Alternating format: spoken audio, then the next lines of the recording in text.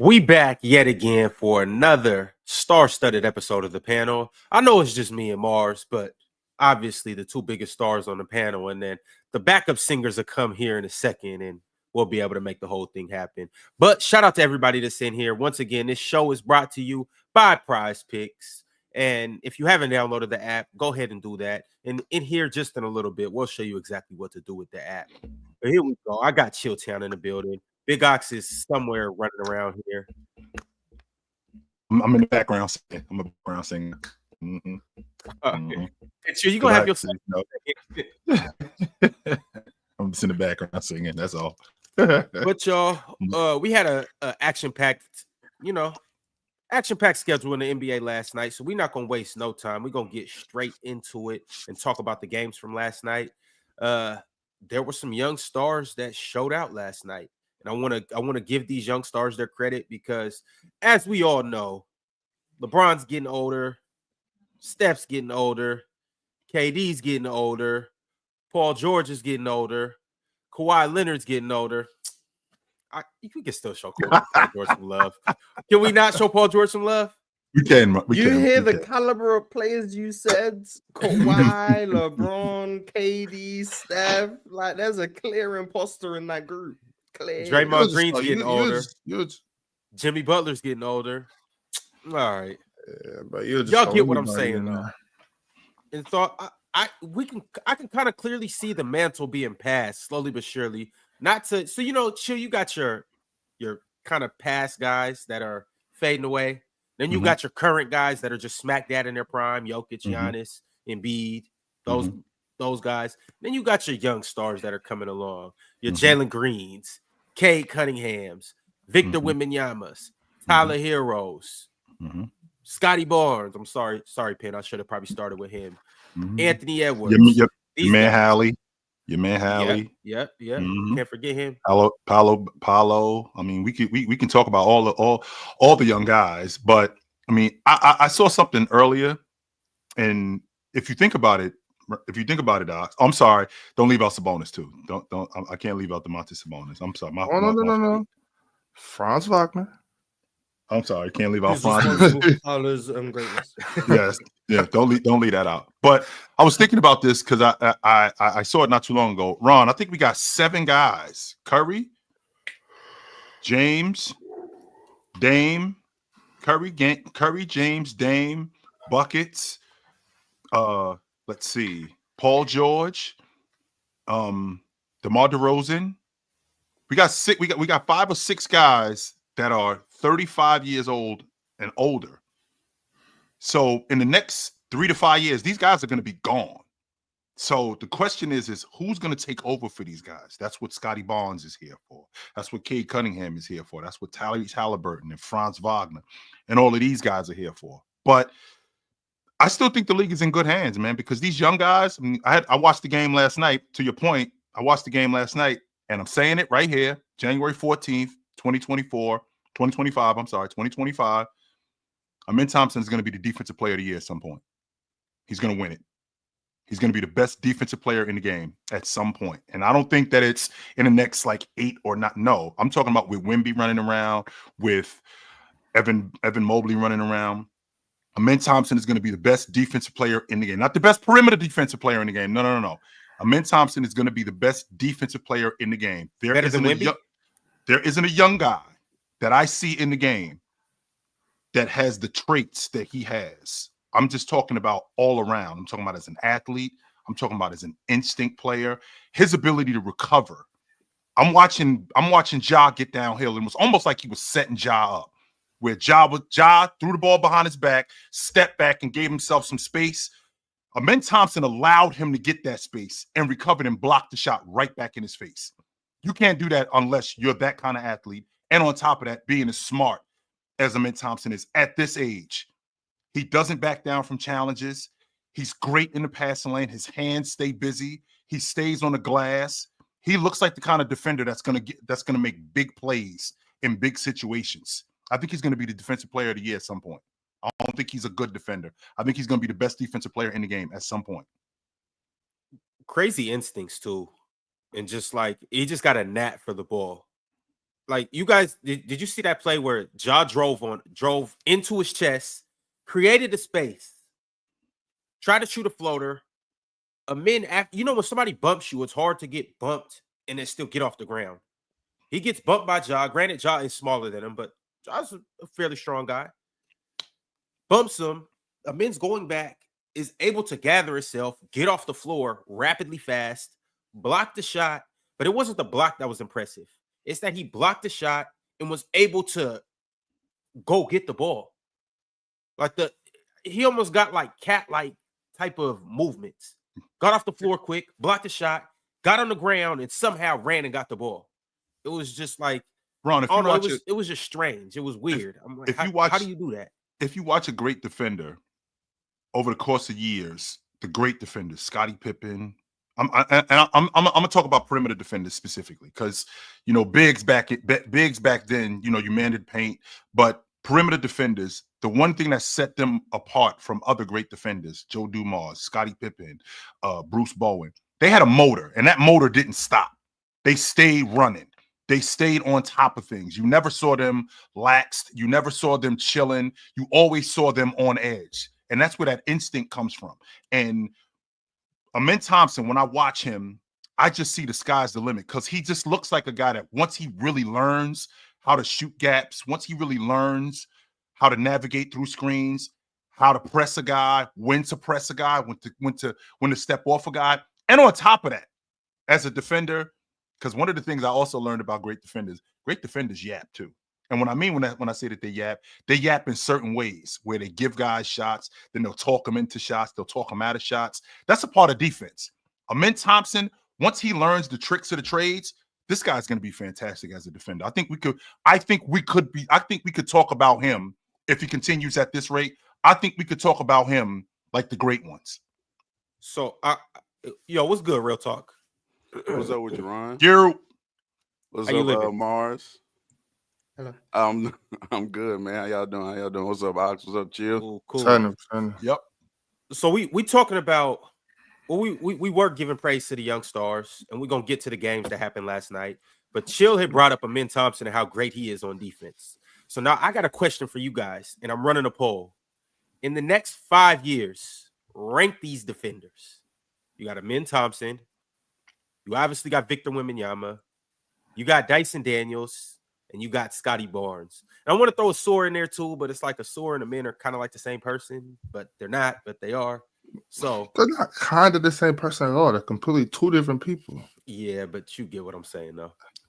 I don't. But, all right, throw a Soar in there. You could rank a Soar too. I mean, Herb's still walking around too. Oh, yeah, Herb. All right, so you guys give me your top 5 defenders. Mobley. Yeah, like I mean, Amen has incredible instincts, but there's a lot of dudes out here. But go ahead. I want each of you guys to give me your top 5 defenders 5 years from now. So in 2030, yeah. Wemby's number 1, Evan Mobley or Chet 2 and 3. I don't know. Cooper Flag number 4. Cooper. Yeah. Flag. It's 2030. He's gonna be in the league. He's gonna be one of the best players in the league. And then I'm gonna throw a man in number 5. Yeah. So Wemby, Chet, Mobley, Cooper, and man. That'll be my 5. I think Wemby's good. I got Wemby, Mobley, Chet, Amen, Ryan Dunn. Forgot about Ryan. Mm-hmm. Okay. Chill. Who are you about to go with? Mobley,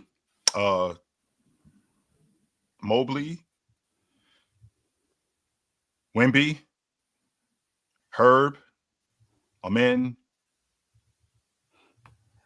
I want to say Chet, but I feel like what Wemby and Mobley are going to be doing, I think, and I'm not sure if Chet's going to still be around and playing at that level. And when I mean still be around, let me take that back.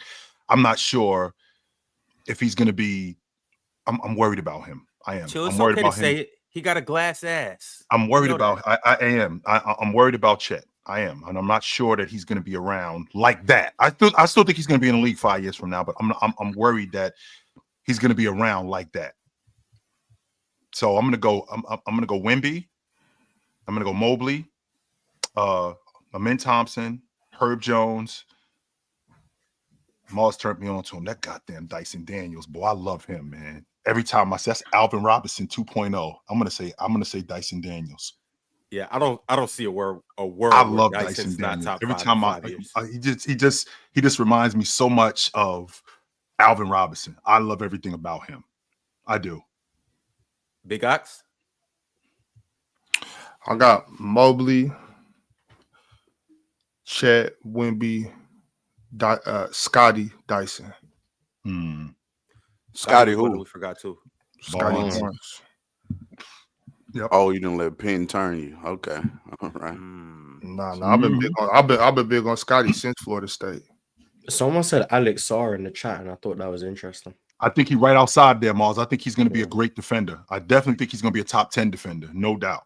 100%, I believe he's going to be that. Yeah, Yes. I think Alex Sarr's a good shout. I always thought Scotty was better than Cade. I'm just not a Cade hater, so it don't sound the same. But what about Bilal? As a defender? Yeah. I think that's his best asset. I don't think it's as good as he is on the perimeter. I mean, Alex Sarr, yo, I think the potential with him, especially being able to defend on the perimeter, plus his rim protection, I think his rim protection is going to be even better. And this might even sound crazy to some of you guys. I think he could be a better shot blocker than Chet. I do. I think Alex he could be I think he could be a better shot blocker than Chet. Because I think he's a better athlete than Chet. His instinct may be a little bit less than Chet, but I think we can work on the other stuff. I think he could be a better shot blocker than Chet, though. He's not gonna be a better defender than Chet, so that's fine. Maybe he blocks more shots and shots out. He's not gonna be a better defender than Chet. But I do think Alex Sarr could be top 5. I'm still of the I think it's gonna be hard for a wing and especially a guard. There go my number one hater. I was waiting on. Yeah, that's just where I'm at with it. Especially with now, like you're getting these bigs who are now this versatile. Like Evan Mobley's a 7-foot wing on defense, so it's gonna be hard for like a 6'5", 6'6" guard to be top 5. But if anyone can do it, I do think it's guys like Dyson, Amen, Asar, those type of players. But I still think for the most part I'm gonna favor the bigs. But I got Amen in there for sure. But like you just said, Mars, it might be hard because you got 6'9" and 6'10" wings. But like when I'm watching a men pick up 3/4 court, when I'm watching a men, beat Ja Morant to spots. Last night, if you look at the box score, you think Ja got busy. Ja was working his ass off against a men. Ja was working his ass off to get every bucket that he could. Ja gave him in a couple though. Exactly, but he was in I mean, his you bag, gonna get though. got sometimes. Yeah. Of course you are. No doubt about it. These guys are too good. You remember the Houdini layup he did? Yes. Wait, it didn't even touch rim. It just went straight. Yeah, whatever. Don't forget, he gave him in like 3 or 4 moves in that specific span. Yeah. And Amen was right there the whole time when he spent on him, and he ended up getting that strong hand layup. That was hard to do.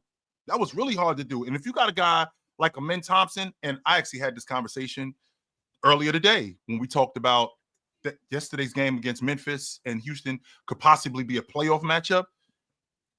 I'm going on record and saying that I think Houston would beat them off the strength that I think Amen would wear down Ja. I think he'd wear him down throughout the course of that series.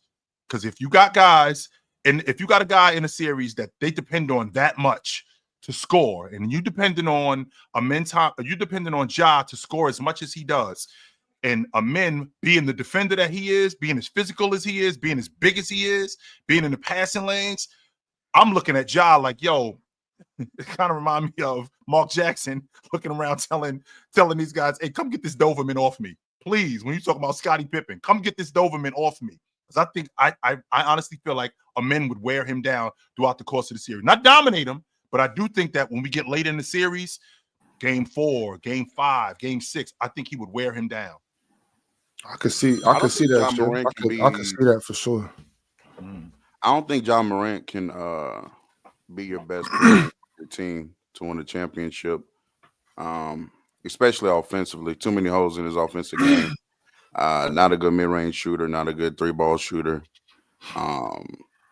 Great passer, playmaker for sure, but I don't think he can create enough in the half court. as a scorer to be your number one option if you're trying to win the championship. I actually think they need to try to get KD, or just be in the market of getting a player that's better than Ja Morant. Because as long as Ja's their best player, they're not doing anything significant. What do you think KD would cost? Real talk. Like, let's just say for the sake of argument that that's a real conversation. What do you think KD would cost in Memphis? Considering that contract and considering the money that he's under, what would it cost Memphis to get KD on their roster? New Achilles. It got to be a new Achilles. A new Achilles. Because ain't no way they're getting KD. I'm just letting you know it's just not gonna happen. I don't think. Well, they're in the hunt to try to get Jimmy Butler, correct? No. Well, apparently Jimmy not just said anymore. we good on that. Oh yeah, he turned them down. So whatever What they you say, Mars? Allegedly. Good on that. Yeah, I'm we sure. good. Ain't no whatever Ain't you no offering to get Jimmy, I'm sure that kind of contractually matches up with Kevin Durant. I'm sure he's not making too much more than Jimmy Butler. They're around the same price range. So whatever that package was, I'm not sure what it was, but whatever that package was, you get Kevin Durant. I don't know if Phoenix is willing to come off KD though, but what about they got to go younger than KD. They got to go somebody that got a couple more years left in the tank. What about Brandon Ingram? Now, he might not be better than Ja, but he gives you somebody who could take number one scoring responsibilities on any given night. I don't hate that. I like that one. I like Brandon Ingram over there. I'm not mad at B.I. I don't hate that. I can't see Kevin Durant at all, though. Not in the stage in his career with those young guys over there. No, that's like putting Chill in the high school around a whole bunch of high school kids and saying, "Chill, go have fun with them." No. Could you see KD on OKC? No. No. The difference with that, Ron, the difference with that is that they could possibly win it this year. Yeah. You guys just don't want to see KD win a championship. That's what I don't know if they would. I wouldn't like that move for any of these young teams. I don't think any of these young teams should be looking at KD. But if he went to OKC, at least they could possibly win it this year. But to go to OKC, I'm sure they want J-Dub or something, and that's a bad move. You know what I'm saying? So don't do that. I don't think that's a good move at all. But Chill, I'm thinking about what you said about Amen on Ja. And if I'm Ime Udoka, I'm like, that's what we're doing. You know what I'm saying? That's what we're doing. We're gonna try to wear him down. But I'm just not sure if Ja can be worn down. I see where you're going with it. I do, because Ja has that motor. I feel you though, because I'm with you. I'm with you on that being the move. Like Amen, you harass him for 5, 6, 7 games, however many it goes, and maybe those last two games, we can force Ja out of 2 or 3 games. You know what I mean? We can get him to finally be worn down. But I'm just not sure if Amen is there yet. Like I said the other day, I know he has great instincts. Sure. I'm not sure about his IQ. You know what I'm saying? I'm sure that Taylor Jenkins can scheme to get him in foul trouble 3 games. You know what I'm saying?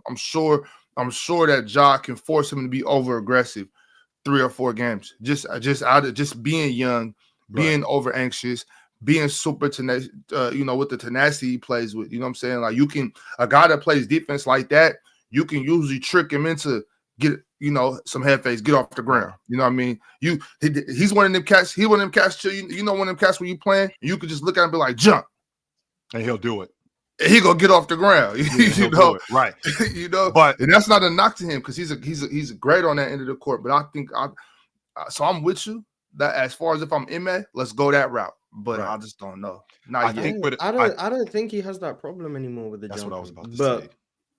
To be fair, come back to me on Friday because we play the Kings, and DeMar DeRozan's the king of that. So if we play the Kings and DeMar DeRozan gets him on one of them triple pump fakes, he better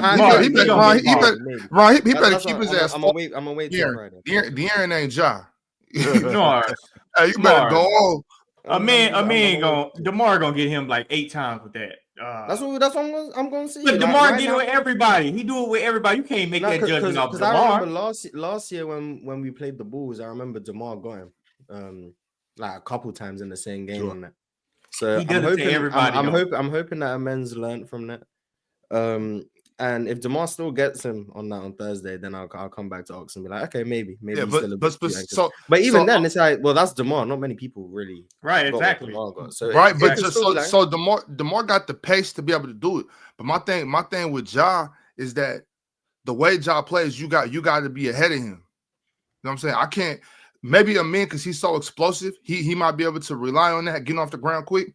But the way Ja plays, you got to guess. You got to be ahead of him. You can't get caught trying to react to Ja. You got to try to beat him to spots and kind of anticipate what he's going to do, or you're going to get caught looking. So I'm glad you brought that up. With Ja. I'm not gonna lie. I'm glad you brought that up, Ox, because you being a coach, you can appreciate this. So when you're talking about scheming, when you got a young team, what do you want to do? I don't want to overcomplicate this thing, right? I want this thing to be as simple as possible. Well, Memphis actually helps that out. Ox, I don't know if you noticed, but they're 29th in the league in pick and roll. They don't really run a lot of action. Memphis doesn't. So what I'm going to do with what I'm going to do with Amen, I'm going to simplify this thing with him. You see what they do with him on offense? They'll have him with the ball, and if they don't have him with the ball, they'll have him in the dunker spot, and they got the big fella at the top at the mid-range spot, and they're dropping the ball off to him. So he doesn't have a lot of responsibility offensively. So primarily his responsibility is dealing with Ja. Okay, so if I'm doing that, okay, stay in front of him, keep your hands busy, don't go for shot fakes, do what you can to beat him to spots, keep that left hand in his face, be physical with him, but don't foul. And if you consistently lean on him, if you continue to do that, we get the game for him. And remember, Ja is, with a couple of rocks in his pocket and some Timbs on, he 185, right? Mm-hmm. So if you continue to do that with Amen Thompson, game 4, game 5, man, it doesn't look like it did in game 1. You start to lean on him a little bit more, and he starts to tire down. You know what happens when guys get tired? They start making mistakes. And I think that could very well be the difference in this series. Right. So when guys get tired, they start making mistakes. And he got to keep up with Ja too. So who's to say that the men ain't gonna be the one gassing for air game at the end of game 5? You know what I mean? Because like you said, stay on the ground, hands up, don't jump. It's easy to say that. It's easy to tell a young kid like, yo, stay on the ground. When Ja Morant get out there jumping, trying to blow past you, try to dunk on Sengun a couple times, I don't know. I just wanted to just kind of dive a little deeper into what you're saying about that matchup. Yeah. I don't think Amen's ready to win that matchup yet. And I'm not saying he won't get there, because I like what I'm seeing from the kid, especially on that end of the floor. Now remember what we're talking about, in the playoff setting though? Yes, that's what I'm talking about. Yeah, we're talking about playoff. Both teams healthy, because then you got to also think about Tari. I think Tari spent a little time on Ja as well. Now remember, Houston got some personnel. That's a fact. That's a big time personnel. He cooking Tari though. Hey, Fred VanVleet was playing good defense on him last night too. Yeah, but how many games is Ja back from his little shoulder injury? He's been back for like 3. You're right. It's a soldier injury. Yeah, you got to give him some time to get back in his groove. Last night he airballed a few. Some of his touch shots that he normally make, his floater was a little off. Credit to Amen Thompson on that. But also, I feel like Ja got to get back in the groove of being Ja Morant. Like, I don't even think he took the loss personal last night. Like, he missed free throws and just held his follow through up and was just like, whatever. Like, that's right. He did miss some 2 free throws. Yeah, so it's like, Ja gonna be like, we can't overreact to, I guess, however many times we played them. We 3-0 against them in the regular season. We all know when playoff time come, that shit don't even matter.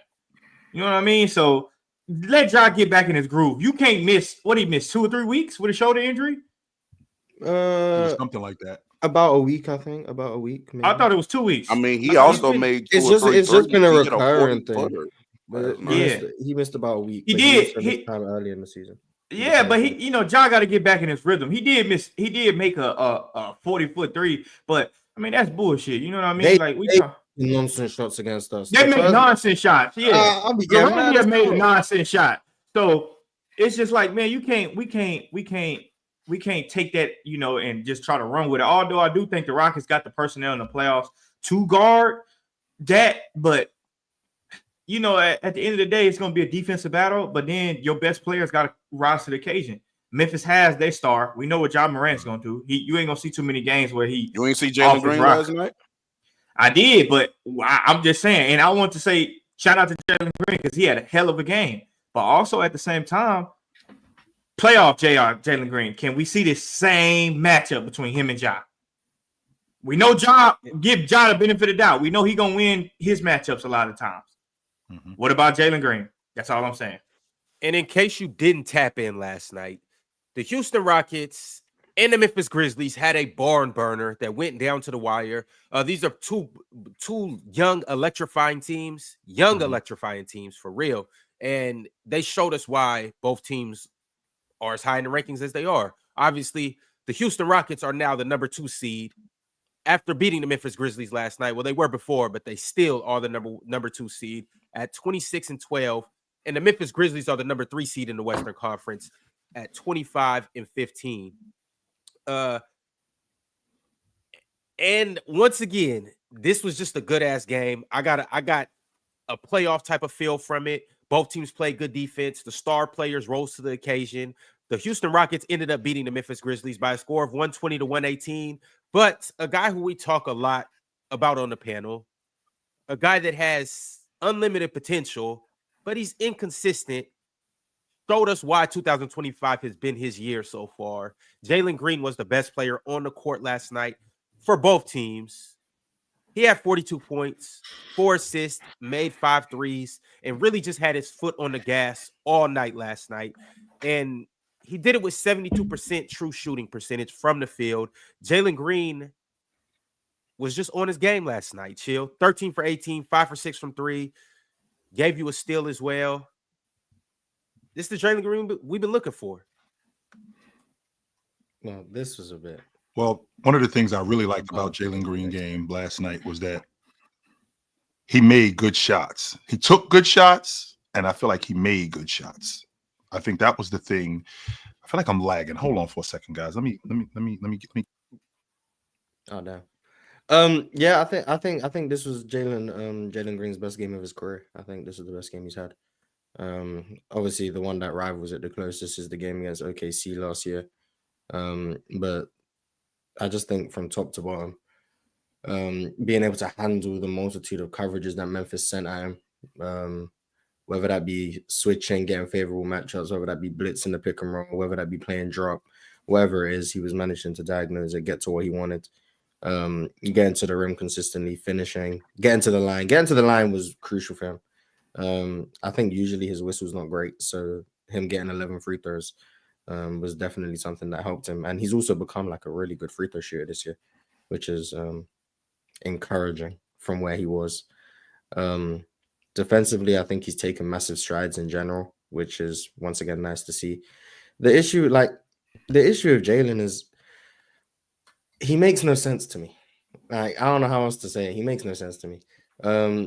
Everyone knows all the stuff I've said, but like the things he's capable of and the talent and the potential and everything, like you could just see like the makings of like a great scorer in the NBA.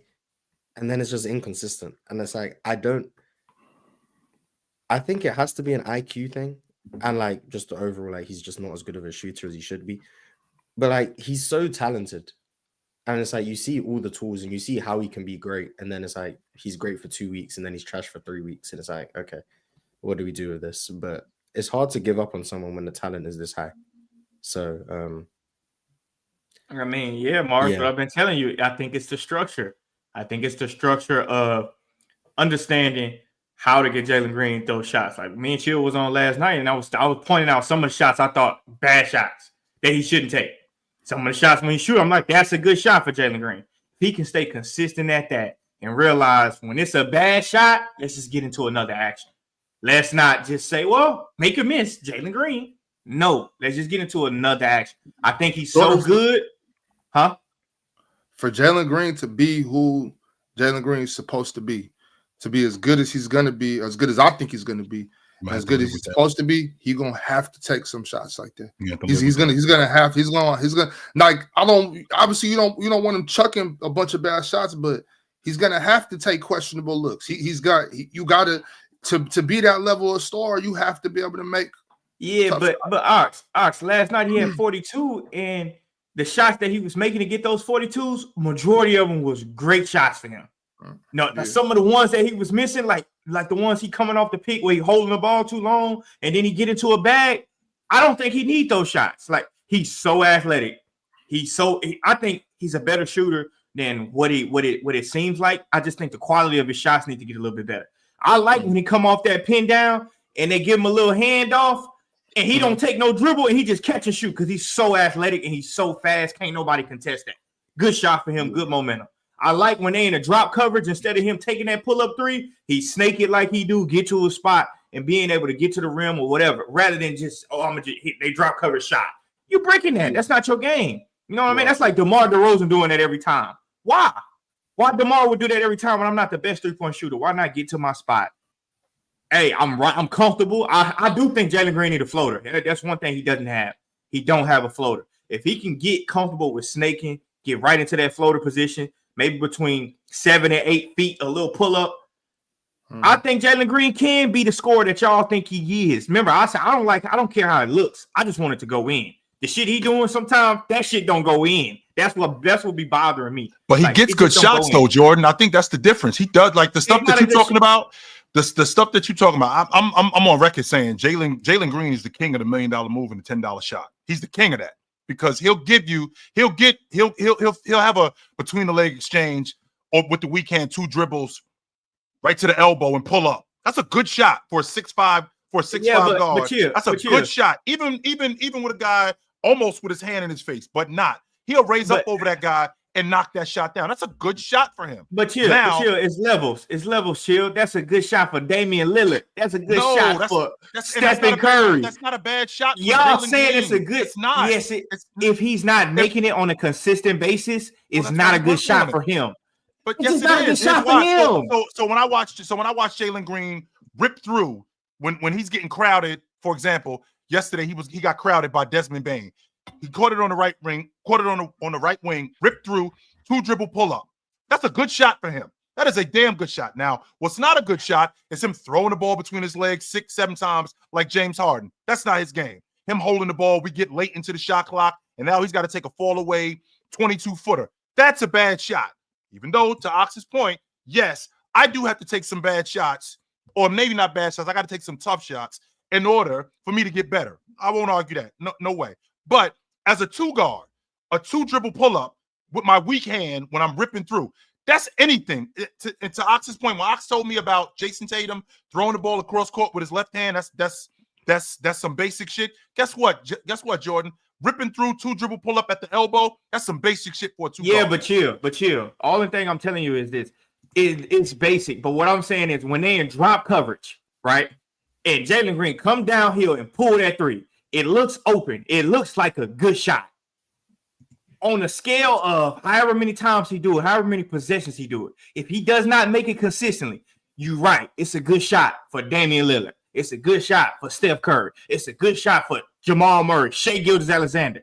That's not a good shot for him. But Jordan, that's a shot that Jalen Green needs in his repertoire. Yeah. That is because wait, I'm gonna tell you why. Yes, let me tell you why, Jordan. Because it's an open look. You have to be comfortable for a player at that level, to the caliber of player that we need Jalen Green to be, that the whole NBA needs Jalen Green to be, that the Houston Rockets need Jalen Green to be, the caliber of player, he needs to be able to shoot the first open look he gets. And if the first because that's good basketball.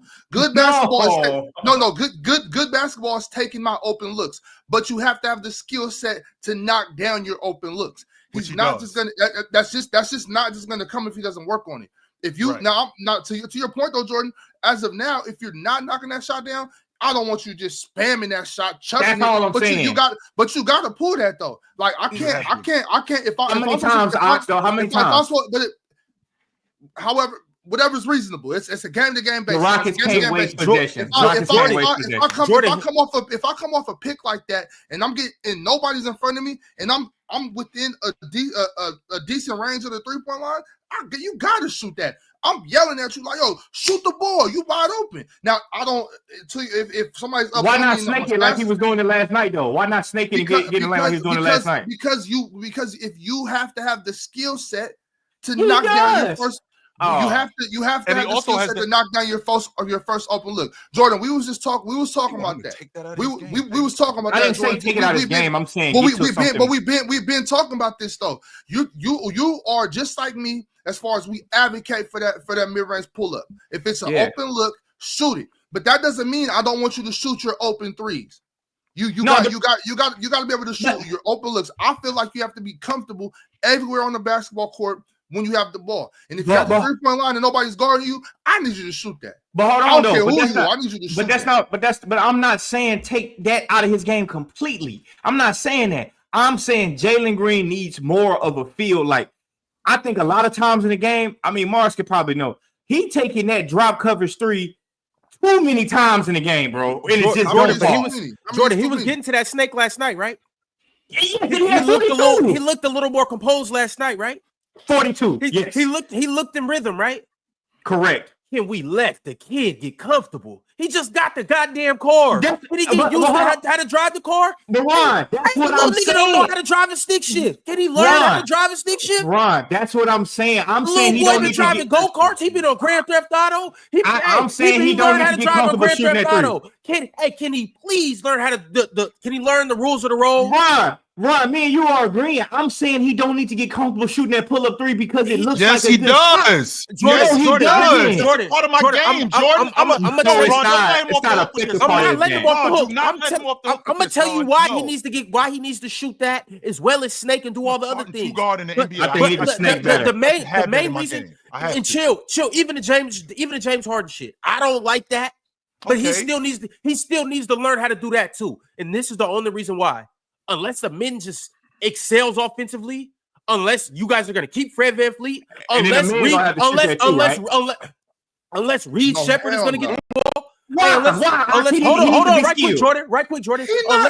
Unless Reed Shepherd's going to get the ball, Jalen Green has to take those shots because when it's 7 seconds left on the clock, and you guys are down by 2 points, who you going to trust to shoot the ball? Hey, when it's 5 seconds on the shot clock, who you gonna trust to shoot the ball? When you guys need a bucket, who you gonna trust to shoot the ball? At this moment in time, it has to be Jalen Green, and it is Jalen Green. So he got to get comfortable shooting those shots. But he had 42 last night, and I don't remember him making one dribble pull-up drop coverage 3. Just because I didn't make one at all. Yeah, because technically the threes he made that were against drop coverage weren't. It was a catch and shoot. They were off DHOs. Like there was right. That's what I'm saying. So it's that's what I'm saying. It's a pull up 3 against drop coverage, but it wasn't off the dribble. So off the dribble. I'm cool with that. Okay, shot, Jordan. Jordan, what happens? So Jordan, what happens when we play against Oklahoma City and they take that away? So now what happens? What happens when we play against other teams and they take that dribble handoff away? Do what you did last night. Snake it. No, you keep talking about snaking it. So now what happens when that Oklahoma City defense is crowding him in the middle of the paint? What happens when that Oklahoma City defense is giving him that long ball to shoot that? I have to have that in my game. There is not a 2-guard in the NBA. Listen to what you're saying, though, Chill. No, listen to what I'm saying. There's not a 2-guard in the NBA who is awesome, who is one of the better 2 guards in the NBA that doesn't have a dribble pull-up 3. There's not one that can't hit that. Jalen Green has to have that. First of all, 8 or 9 of them. No, I'm not saying that. But that's all I'm saying, Chill, because he shoot more than Shai Gilgeous-Alexander doing that. But all I'm saying is this: number one, if there's space, anytime there's space, you can snake anything with space. All you're doing is changing direction. You change the direction, and when you do that, it almost makes the defense react in a crazy way. So that's what Jalen Green did last night. And he did it so well because he can get to the basket. And like Mars said, he got to the line last night because he wasn't settling for that drop shot. No, he got to that line, snaked it. He played on 2 feet a little bit. I still think he need a floater. If he can get a floater, it's over with. Because he's so Jordan, fast. When he adds that, now imagine if you're the opposing coach, right? Imagine you're the opposing coach, and you've been watching. So let's say next season, you're the opposing coach, and you've been watching Jalen Green first 10, 15 games. You like, damn, that boy coming off that DHO or the pin down, and he is knocking down that 3 ball. Now what you gonna do? Stop dropping, get up on him, and now that you up on him, what's he gonna do? Go bomb. He's so fast. All right, and that's what I'm saying. Now when I got everything, Yeah, but when I got in the playoffs though, Jordan, in the playoffs, they're gonna be able to scheme against that much better. They're gonna be able to scheme against him getting to the basket. They're gonna have different help, different looks on him, right? So now if I'm able to knock that pull up down from 3, what can you do? Like what can you do? I do want you to know. I want you to know. You're describing like analytical basketball. I'm just telling Jalen Green to either. You didn't even know you was. Yeah, I'm describing basketball. Or get to the Ron, why are they giving him that open three? That's not what I said. That's not what I said. I'm saying that's just basketball 101. Basic basketball. Basic basketball is if somebody comes up on you, you go by them. If somebody stays down, I know that, you shoot but the ball. That's but all. why are they giving him that? Jordan is talking about incorporating they're not some mid-range into his game, but like I'm good with that. I want you to get shooting threes in drop coverage, which I agree with. Jordan, you're talking about Jalen Green getting to this mid-range. Jalen Green's not a good mid-range shooter right now, so I don't even really see the point of that as far as him taking that shot on a volume level. He needs to shoot threes, because he's a better 3-point shooter than he is mid-range shooter in that drop coverage, or get all the way to the rim. If he does hit it at a proficient rate, like I said, you can get by if they step up and get to the rim. Yes, but listen though, why do y'all think they keep giving him that drop coverage 3? The reason why is because he's so dangerous as a driver, so you're gonna play drop. And they really don't think he can make it at a consistent level. And there's not many guys. He does a good job of saying, you know what? Jalen Green not making that shit. Let's sit him down so he don't hurt us. Because he will shoot your ass out the game. But Ime says, you know what? Jalen ain't making that shit. Come sit on the bench. And if he ain't playing defense, come sit on the bench. As long as you got a coach that's going to coach, then. But he's supposed to be our guy in the playoffs. He's supposed to be our guy in the playoffs. If coach is coaching, then we good. First of all, he's supposed to be our guy in our playoffs. We can't have Jalen Green sit down in the playoffs. First of all, then he's going to make some shots. And he does have to make some shots. What I don't want to do is I don't want to take away that aspect of his game. And that's what Jalen wants. I mean, that's what Jordan wants to do. Jordan keeps telling me that you don't want to do that. Yes, you do, Jordan. You want him to play like he did yesterday. What happens is his teams make adjustments. Teams make adjustments. And Jalen Green has that other stuff in his bag where he can counter these adjustments. So when he's coming off a dribble handoff and you see a big hedge and chase him off that long ball line, now he's handling the basketball. You just want him to get off the ball. Well, wait a minute. What happens when all the other guys, like you go up against Oklahoma City, what happens when all those other guys are covered and I need a bucket? Well, if I need a bucket and I got Jalen Green and Jalen Williams standing in front of each other, can you get by this guy and get to that spot like Bryant? Like Tracy McGrady, because these are what the better scorers do in the game. I don't want to have to just stick to what's going on in the offense. And that's what you're doing, Jordan. You just want this dude Why not? Why not? Because he can always get the ball back. No, he can. I'm not because he's skilled. I'm saying he's talented enough. Because no, but y'all think I'm saying take it away. To get his own shot, right? But I'm not saying that. Chill. That's not what I'm saying. But that's not what I'm saying. You think I'm saying just take it away, Jalen Green, get away from it. No, I'm saying, okay, like he did last night, he didn't settle for it. He got more than what was there. And that's why he had an efficient 42. That 42 looked very efficient. Part of it because he got to the line and he did not settle. I saw him get to the lane one time off that same coverage, get to 2 feet. What do you do after that? Step through. Yes. Saw him one time get in the lane, right? He was about to shoot it. He didn't have it, got off of it. They came back right to him off a DHO. Now he makes that 3 off a catch and shoot rather than a 4 shot. I keep saying with Ron, I'm agreeing. Jalen Green got to learn. He definitely has to learn. But I'm saying the Rockets can't just say, this is what we want you to do. You're not doing it. Like, that's dumb because he's so talented. Why not play to his strength? Last night, he played to his strength. We should be looking at that film last night. Obviously, every team is not going to play him the same way, obviously. But we should be looking at that film from last night and said, Jalen Green, you had 42 on an efficient, what he shot, 14 for 18? 13 for 18 last night. 13 for 18. Bro, that's crazy. 6 threes, though. So 33% of his shots were still 3.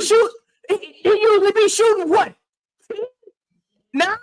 And they be bad like threes. 8 threes a game, maybe, I think. But even still, with him shooting those threes, he was like 4 for 4 from the 3 too to start off. He was like 4 for 4. Yeah, he started off hot. And none of them were drop coverage threes. They was all handoff, catch and shoot. Which I love that shot for No, Jalen one was Green. that corner and But the one. handoff Nah, is that still was a crazy one, Mark. But that's what happens when you're making good shots. Like that's what happens. You get those. But I'm saying I love the handoff one where he's so fast because you make the defense pick.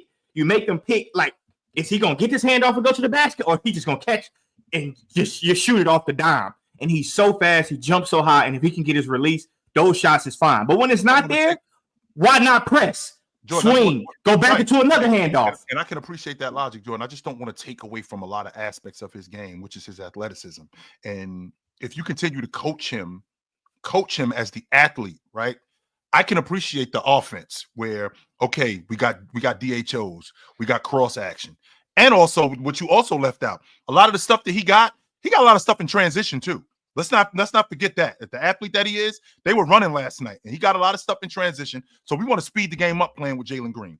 With that all being said, I don't want to take away one of the most important parts of his game, which is his athleticism and his ability to get around the guy. Away last night. But that's what I'm saying. But and that's what I feel like you want to do with him. You want him to get no, his I stuff. don't. But chill. You want him to get his stuff within the flow of the offense, which is legit. Here's the difference, Jordan. The difference is that you're going to run into crews that are going to take away a lot of your offense, and we're going to need you to get buckets. How are you going to be able to do that? I don't want to take that away from him. But how many? Okay. Shai Gilgeous-Alexander is, and I'm not comparing Jalen Green to Shai Gilgeous, but he's a star. Okay, sure. Shai Gilgeous-Alexander, how many times do you see him just go get buckets? Most of his stuff is within the flow of the offense. They simplify it. There's nothing wrong with that. Like, Shai's shots are so composed. Y'all talking about Jalen Green as an athlete. To be real. You talking about Jalen Green taking shots off of handoffs. That is not what Shai is doing. Okay. No, but that you don't have to do that. But I'm saying his shots are composed. You talking about Jalen Green as an athlete. Let's be real. In the NBA, in a half-court set, that athletic crap don't really work. You always have to simplify your game. Yes, not a half-court setting. You're only going to be an athlete on the fast break. In a half-court setting, you need to know how to play the game. Yes, you need to know how to play the game. Yes, so this is how you play the game. Yes. This is how you play the game. Well, first of all, the stuff that Shai does, a lot of the one-on-one stuff that Shai does, they go to Shai for buckets. They give Shai space. Shai shots are some of the easiest shots that you know why it's easy? You know why it's easy? It's easy because Shai doesn't allow you to speed him up or slow him down. That doesn't mean that he ain't handling the ball. That doesn't mean that he's not shifty. That doesn't mean that they're not running stuff where they're clearing out the whole left side of the floor or the whole right side of the floor. They're doing that for him. It's just that Shai, he doesn't allow you to speed him up or slow him down. That's the difference here. Same thing going on with Jalen Green, where when Jalen Green, when he gets a clear out, if he could get to something quick, which I think he can, I 100% believe that he can. I 100% believe that we should continue that. I don't want to take that away from him. No, I didn't say take that away. I'm not saying take that away. Be SGA off the dribble. SGA is one of the greatest off the dribble scorers the league has ever seen. Jalen Green is never going. Okay, Jalen Green is never going to be Damian Lillard, Stephen Curry coming off the drop coverage 3 either. He got something that they'll never have. Anthony Edwards is hitting. He's not even going to be Anthony Edwards. They're all never going to be each other. You don't know that about him, Jordan. No. You would have never thought that Anthony Edwards would be shooting 40+% on threes on like 10+ a game. Nobody would have thought that about Anthony Edwards. First of all, coming into the NBA. First of all, Anthony Edwards was always a good shooter. Like, did you watch him? Did you watch him in Georgia? No, he wasn't. No, Anthony Edwards wasn't. I did watch him at Georgia. That's not true. He was Jalen, a best shooter. Jalen Green as a prospect was a better shooter than Anthony Edwards. Yeah, but that's fine. I'm not saying we're talking about coming in the league. I'm not comparing Jalen Green coming in the league to Anthony Edwards coming in the league. I'm saying you said Georgia, so I just at Georgia he was hooping though, and she was shooting them same shots. I don't agree with Anthony Edwards doing that, and I think that has a lot to do with their dads being sorry as hell. But whatever.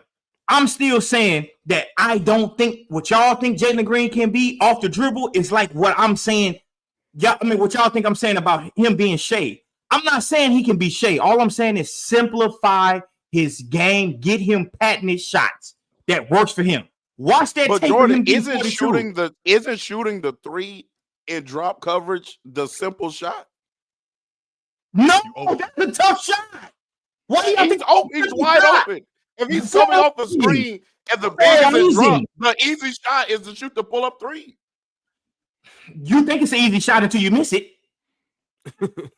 Like, I don't get what y'all looking at it. Y'all looking at it saying, man, that's a good shot. And if somebody took 10 of them and only made one, all 10 of them is a good shot, right? Because he open. You do realize defensive play. I think good shots are all determined on who's shooting them. Like, there's no just universal 100%, other than a 100%. layup. Other than an open layup, there's no universal good shot for everyone. Right. Like, 100%. DeMar DeRozan getting to the elbow, pump faking 19 times, and then shooting over a defender. That's a good shot for him. Jalen Green do that same shit. I'm saying put him on the bench. Like, there's good shots for everyone.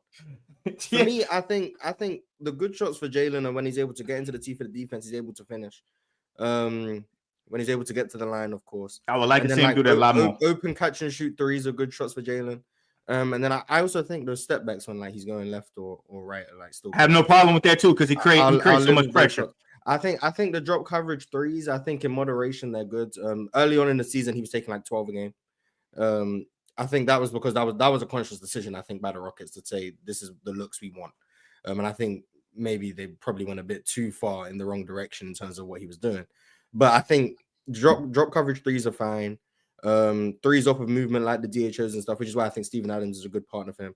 Those threes are fine. You just want to like limit the isolation stuff of Jalen Green, in my opinion. Mark, me and you saying the same thing then. Me and you saying the same thing. I'm saying it more eloquently so people will agree with you now. Okay. So I think you limit the isolation stuff of Jalen where like he's already the Rockets' designated bailout guy, like end of a possession where nothing's going. He's going to try to save the possession or end of the shot clock or end of the quarter. So he's already taken like 3 shots a game, just where usually you wouldn't want someone taking those shots, but he's the only one on the team who's willing to take them. So you're going to hurt your efficiency on those shots anyway. But in the other parts of the game, the other 46 minutes of the game, you just need to get Jalen doing what he's good at. And in my opinion, that's not mid-range jumpers. He's just not good at that. I didn't say it had to be mid-range. Yeah, so I'm just like the mid-range stuff, like he has to work on that. He has to get better at that. But I agree with you in terms of adding a floater. I do think that's the next step for his development. But this year he's shooting like 71% in the restricted area. That's great. Like that's really I love it. I wish he'd get to it more so he can get to the free throw line. And then now his shot's falling. I feel like he'd be getting his whistle just really bad. If I'm it's because of the way he plays. He plays too fast and he doesn't play off 2 feet a lot of times. Like it's the way he plays. If he can, like last night when he come off the pick and roll and he's coming at it with a pace, now it don't look like he's just taking an out of control shot. Well, to be fair, gets in there. They did give him some free throws where like there was a one on Brandon Clark. That was not no foul, but he just missed the dunk and they gave him the free throws. I was like, I saw that. Yeah, I mean, but that was nice. That happens though. All right, y'all. His whistle's tough, but like there's an avenue to Jalen Green being an efficient scorer, and hopefully he's figuring it out because the last 6 games he's averaging 30. He's shooting like 68% of the rim, 52% in the paint, 40% from mid range. He's shooting well from 3. Like that's the avenue to him being like what he's supposed to be. It's just about consistency with him, but hopefully he figures it out. Hey, yeah, that is since the start of the year, Jalen Green has 2025 might be his year. He's in his games this year, he started out 22, next game 27, next game 33, next game 29, next game 27, and last night he had 42. And Mars has said he believes that that's his best game. So we'll see if Jalen can continue to build on his success so far this year. But also, too, I don't want to just give Jalen Green his flowers for the game last night. I also want to once again give Amen Thompson his flowers. He had 19 points, 13 rebounds, 4 assists, 2 steals, and 5 blocks. I love that. I love Coach Udoka putting Amen Thompson in that dunker spot. Oh, man, that was so great. Putting him in that dunker spot and having Sengun at the top. Once Sengun develops that mid-range and that mid-post jump shot where it's almost automatic. Too damn bad, bro. Where it's almost automatic. Now that defender has to drag up. Now the possibilities are limitless with this Rockets offense. He was able to get Jaren Jackson away from the basket a couple of times, but once he's knocking down that mid-range, and I bring up SGA because SGA is one of those guys who sits in the mid-range, and if you give me this, I will shoot this all night. I won't do anything else. I will shoot this 17-footer all night until you make me do something else. Even though SGA can get a lot of places where he wants to go, I will shoot this all night, man. Once Sengun recognizes how to take what the defense gives him and then expand his game from there, he's going to be even better than what he already is. Also, shout out to Cam Whitmore. Sengun got a badass touch, bro. Cam Whitmore had 16 points off the bench, went 4 for 7 from 3. So shout out to Cam Whitmore. And for the Memphis Grizzlies, Ja Morant. He's one of the lowest IQ players in the league. Bye. Ja Morant had 29 points, 4 steals, 4 assists. Did have 7 turnovers, though, and a lot of that was due to Amen Thompson. Desmond Bane had a good second half. He finished the game with 25 points, went 9 of 13 from the field, 4 for 5 from 3. Jaren Jackson Jr. didn't really have his best game of the year, only had 7 points, 3 assists, 2 rebounds. He only had 7 last night. Seemed like he had more than that. 17, my bad. Oh, I thought saying no way in here. He was going left like I was going to say that was the loudest 7 I ever seen. Because I swear it felt like he was killing us. Boy, he was going left every time. I kept saying that. I said, boy, he must be left-handed. He was just in foul trouble, but that's you know why was he in foul trouble, Mars? Fighting with that damn Steven Adams. That's why he was in foul trouble. Sengun pissed me off with that bullshit ass touch. Sengun pissed me off with his touch, bro. His shit is bad, bro. We're at the point of the season where Jalen Green is now more efficient on the season than Sengun. I'm just playing out. Yeah. But Mars, that damn touch from Sengun is shitty. He just missed all of them. Like, dude, you right there. Miss. Last night he missed a shot and then airballed the putback. He did. His touch is bad. Did the ball slip out of his hands? That I don't know what happened, but he airballed the putback. Bad. But all I know, Jalen Green leads the team in scoring, and he's more efficient than the second leading scorer. I'm just putting that. Is Jalen Green the all-star that gets selected from the Rockets? I asked this last night. I said if Jalen Green continues this play for like the rest of the month and Houston remain a 2 seed with the schedule they have coming up, like teams are going to be paying attention. The league's going to be paying attention. We got Denver, the Kings, we got Cleveland coming up, we got Boston again. Like if the Rockets stay at the 2 seed after this stretch and Jalen Green continues to play, I do think if anyone from the Rockets will make the All-Star team, I do think it could be Jalen, just because of like what he's done in the month that. Ron, I know we got to move on. I know we got to move on real quick. Mars, I mean, I heard the term "we." Do you still have your keys to the Houston house, or did you? When Amen Thompson starting, I already said when Amen Thompson got back in the starting lineup, I was back on board. So you still got some stuff over there, like you ain't moving all your stuff out the house. Like so nobody called me. Amen Thompson and Jalen Green are like the 2 reasons why I watch like every Rockets game. And then everyone else is like extra. Like I now like Sengun because I was watching for Amen Thompson and Jalen Green. Jabari turned me around because he started hooping next to Amen Thompson and Jalen Green. I was like, nice. Tari was also one of my guys, but I don't watch the Rockets for Tari. I just think he's really good. Cam Whitmore, okay, I'm probably a bit tired of him, but like everyone else, he just doesn't seem like he wants. He just doesn't seem like he wants to be there. If I'm being honest with you, he just doesn't look like he wants to. Well, the vibes were good last night. Like, I'm just kind of I'm kind of tired of him. He's really good. He's really talented. I'm just tired. I just want to let y'all know that I'm not the. Hold on, Ron. This is the last thing. I just want to let y'all know that I'm not the fake Rockets fan. So don't call me the fake Rockets fan. Oh yeah, it's Mars. Yeah, I'm. It's Mars. All right. Well, regardless of who you guys are a fan of, you need to download the PrizePicks app because this will allow you to be a fandom of whatever team or players that you may be fans of. Here at PrizePicks, you can run your game, control your game, and ultimately win your game. When you play $5, you get $50 back instantly. So, ladies and gentlemen, listen up because I'm not going to say this again. We obviously know that it's a new year and the NBA season is in full swing. So that's right. Stop talking and start playing with PrizePicks, the simplest, most electrifying way to get in on the NBA action. Now, let me ask you something. Who's draining threes like the Splash Brothers is in their DNA? Who's dropping no-look dimes, 4 assists, channeling their inner Trae Young? Well, with PrizePicks, you can play daily NBA contests and make your picks on your best players in the game. It's you, the fan, stepping up and making the plays happen. No excuse. You don't got to go less like Jamal Murray. Go more like how Big Ox does with Sabonis and how Chill does with Jason Tatum. So are you a rookie in the game? Don't even sweat it. Here's how it works. Sign up using promo code PANEL and let me say it loud for the people in the back. You will get a special bonus for just joining the squad. Yes, $50 instantly. That's a win before you even hit the court.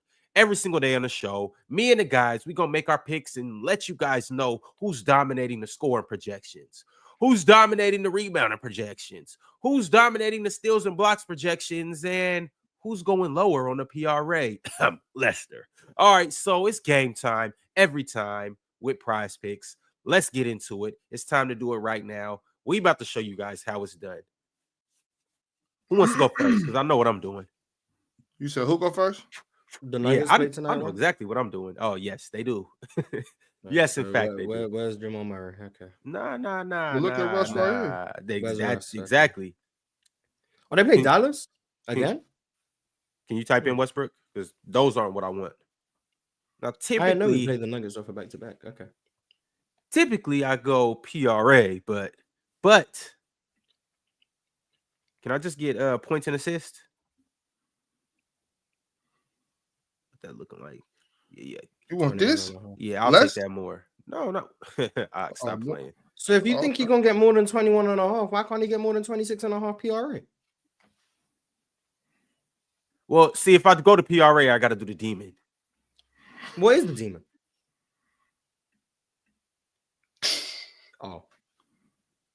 Does he have a double demon this time? Does he have a double demon again? Nah, that's all he got.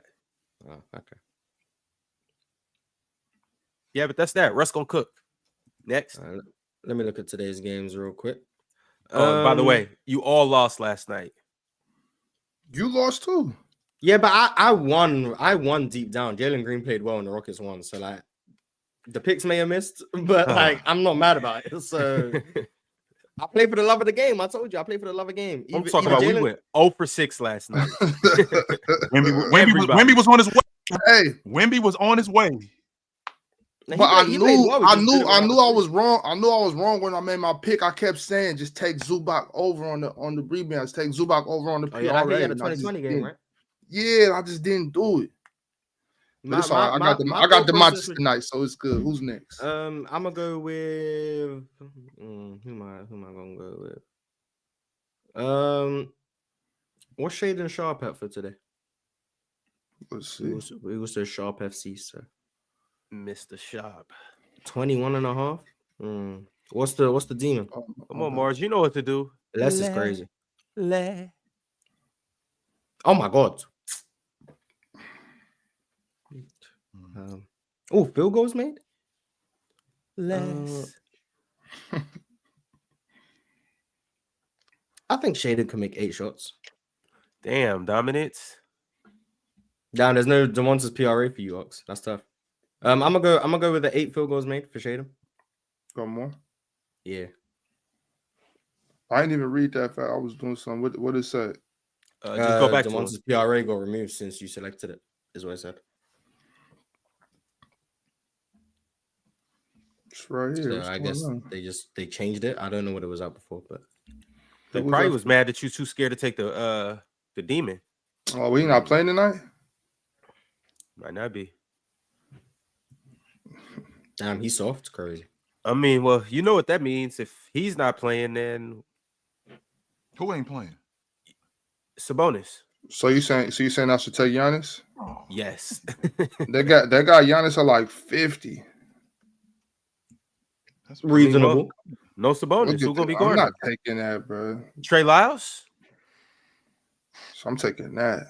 60 PRA. Yeah, no DeMontis. So what is that? 40, 10, and 10? That's insane. That's just unrealistic. Well, hey, Morris, I'll do it for the love of the game. Oh my god. That doesn't even increase the prize that much.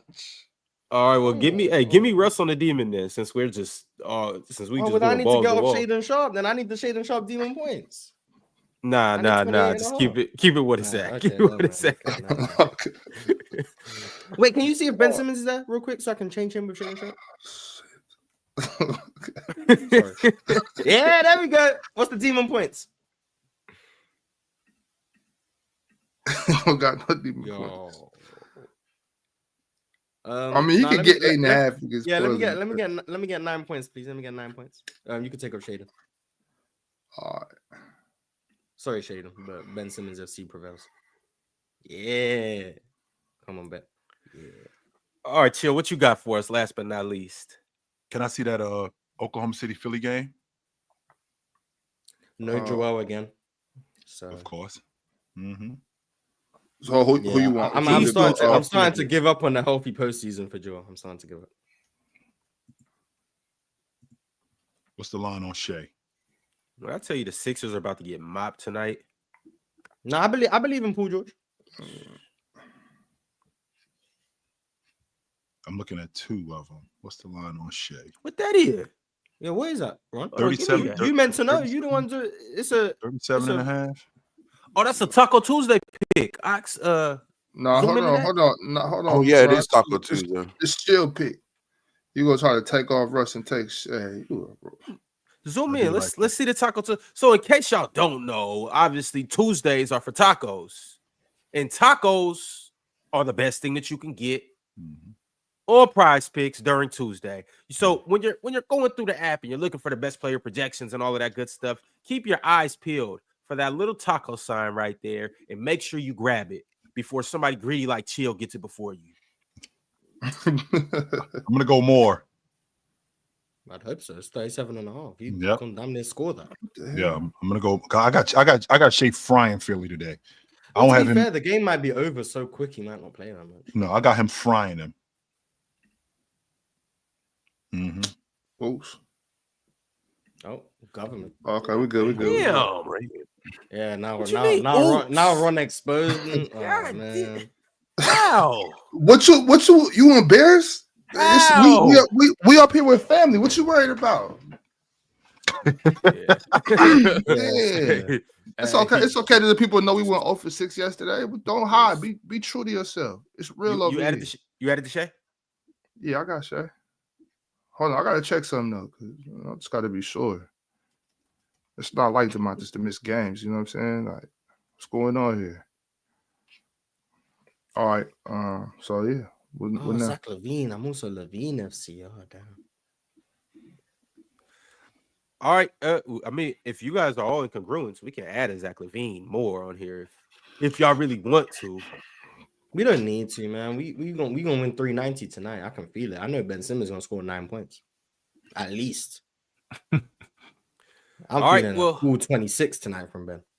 This is what we're looking at right now. We got Russell Westbrook, simply points and assists, 21 and a half more.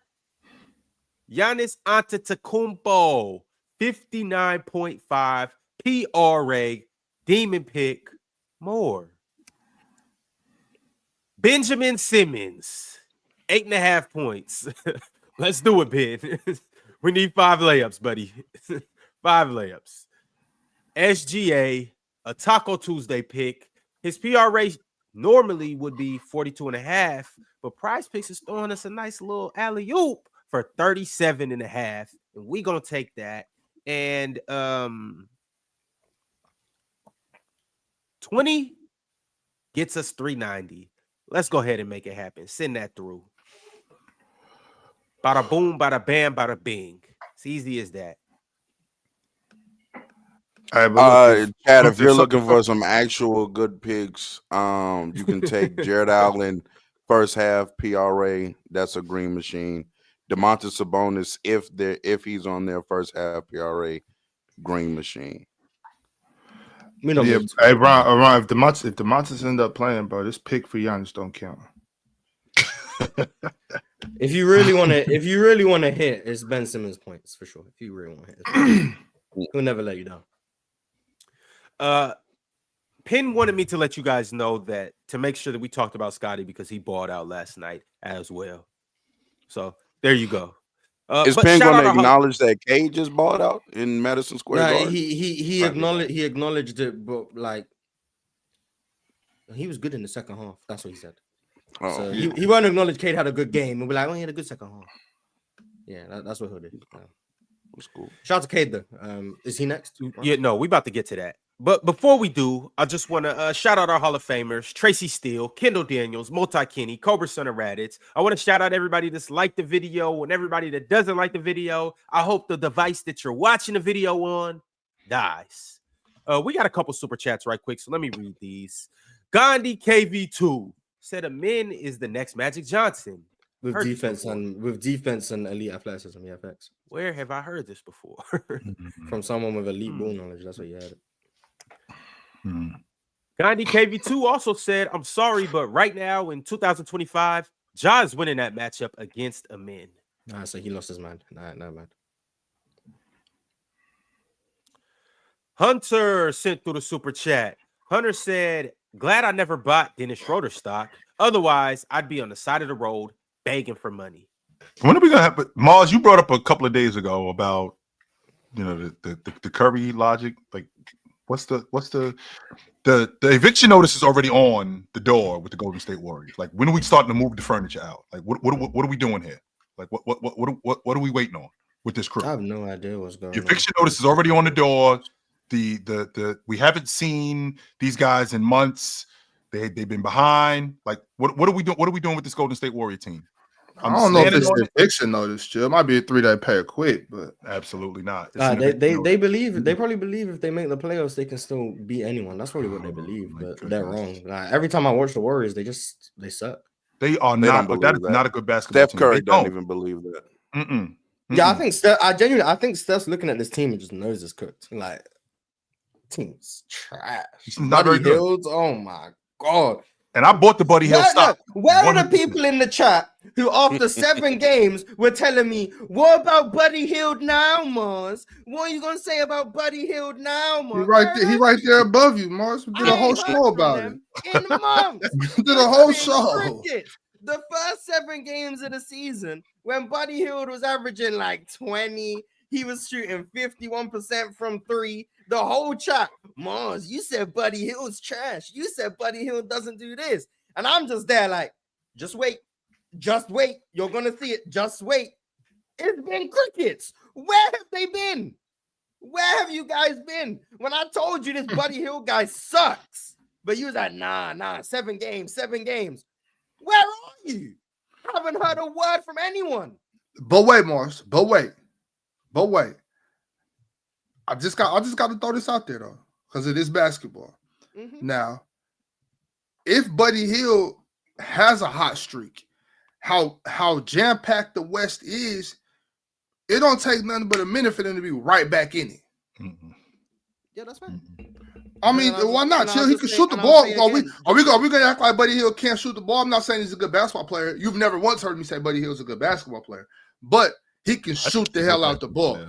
And in basketball, it just takes a couple of hot streaks. It's a game of runs. It's also a season of runs. You know what I'm saying? So in this West, Buddy and Steph get to shooting. Drew get to playing some defense and doing a little bit of ISO scoring here and there. Draymond knock a couple teeth out, and boom. You know what I'm saying? Draymond, the reason why Dennis Schroeder and Buddy Hield can't do what they do. Them boys, and all of a sudden went over there and got their IQ knocked out by Draymond Green. They scared to make a mistake because they scared they're gonna be in Washington. Well, let's just say that they stand on their nuts for a couple weeks and stop. You know what I'm saying? Stop being scared of Draymond. Anything can happen. Interesting. It's highly unlikely, but it could happen. What you got? Buddy Hield can shoot. I'm not questioning that. He still sucks, and I told people he sucks. But did you know Buddy Hield on the season, when he takes 0 dribbles, he shoots 43% from 3. When he takes 1 dribble, he shoots 30%. When he takes 2 dribbles, he shoots 25%. When he takes 3 to 6 dribbles, he shoots 17%. And then when he takes 7+ dribbles, he shoots 25%. So, like I said, the moment you make Buddy Hield put the ball on the floor, you lose. That's it. That's all you have to do. Make Buddy Hield put the ball down, and you've won the possession. We need to take that whole Jordan rant that he just did on Jalen Green, edit it, and every time he said Jalen or Green or Jalen Green, insert Buddy Hield and send that to the Warrior staff. It wasn't hard to figure out. The moment you make Buddy Hield do anything more than just catch and shoot, he's cooked. And I know Ox seen this as a Kings fan. Like, I know he's seen it. I told y'all he can only do one thing. Like, he can't play real basketball. But he can shoot a wide open catch and shoot 3. So all of a sudden, he the best thing since sliced bread. He Klay Thompson. And this is a consistent thing with Buddy Hield. This isn't just the thing that just happened this year.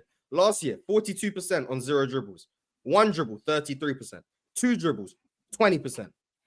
Man, 3 to 6 dribbles, 33%. 7+ dribbles, what did he shoot? 14%. He can't shoot once he puts the ball on the floor. He can't do it. Yeah, that 2 dribble stat. I mean, it plummets. he just sucks. He was special for like 2 weeks though. Yeah, 2 weeks to Oklahoma. We'll get back to it. Hey, Buddy Love just waiting for Valentine's Day to come around, and he gonna get the stroking again. But anyways, Football CF Candy said, tired of the Bulls being incompetent. Please stop going to games at the United Center. Plus, fire. What's the fire called? Arturas. Yeah. Cooper Flag is right Arturas there. Karnisovas. Fire him because Cooper Flag is right there. Trade people plus tank. I don't know why. I must be a casual. I don't know why people don't think Zach LaVine is worth whatever. Like, he's good. Like, I don't know why you don't trade for Zach LaVine. Like, he's a really good player. It's the money, Mars. That's the problem. Nah, because and this is the thing. I was looking at this yesterday, right? Because I'm hearing it's the money, it's the money, it's the money.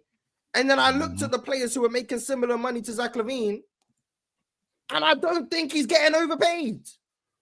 Like, he's in the range financially with guys like Fred VanVleet, Anthony Edwards, Tyrese Halliburton, Lauri Markkanen, Pascal Siakam, and Kyrie. Like, I don't think that's way out of his depth. Like, I think he's better than some of them. He's worse than some of them. Like, he's making market value, in my opinion. A player of Zach LaVine's caliber is worth what Pascal Siakam is making. Am I wrong for saying that? I agree. No, but you're sometimes not. he's just untradeable. I don't understand it. It doesn't make sense. I don't understand it. The Lakers need to get off their ass and figure out a way to get Zach LaVine down there. You damn right. You damn right. At first I was like, yeah, it's the money.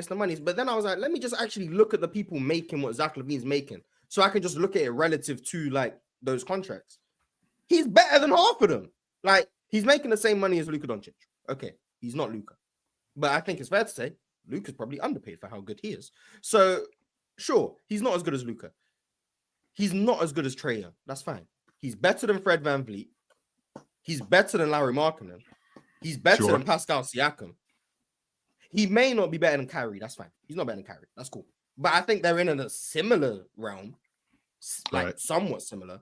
He may not be better than DeMontis. That's fine. DeMontis is making 40 million. He's obviously better than Ben Simmons, who's making 40 million. DeMontis is grossly underpaid. It's criminal. He's Rudy Gobert is making 43. He better than Rudy, right? He is. What's OG Anunoby making? OG, I think, was 36 and a half. OG's making 36 and a half. Like, he's in and around the ballpark of where he should be, in my opinion. Like, maybe slightly overpaid, but not enough to justify no one wanting him. I don't get it. Now, the no one part, the no one part is a little bit tricky. But remember, if I'm not mistaken, I think the Lakers are in the second apron. So for the Lakers to get Zach LaVine, they would have to come up something substantial, and on top of that, to bring Zach LaVine's money in, they'd be right back in the position that they was in, and they wouldn't be able to make any moves, being in the second apron. None. Yeah, but chill. It's about winning though. They'll be better. It's about winning. If you get Zach, the thing about it is, if you're not gonna go get somebody, if you're the Lakers, now obviously I don't much advocate for the Lakers being good. I could give a damn if they're good or not, right? But at the same time, we talking hoop, and I gotta respect ball. I want to see teams get better. So if they're not gonna make a move like Zach LaVine or somebody to risk it, what's the point of having Bron and AD over there? You got Bron. It's not a point. You got Bron at the end of his career. Like, I know he want to win. So what's the point of this if you're not gonna make a move like that? Chances make champions, and it's expensive to win a championship. You got to do what you got to do. Real talk. I don't think it just has to be the Lakers. There's other options, but go ahead. Why are you saying that it's not a point? No, I agree with everything Ox just said, bro. As a Laker fan, did y'all watch that game last night?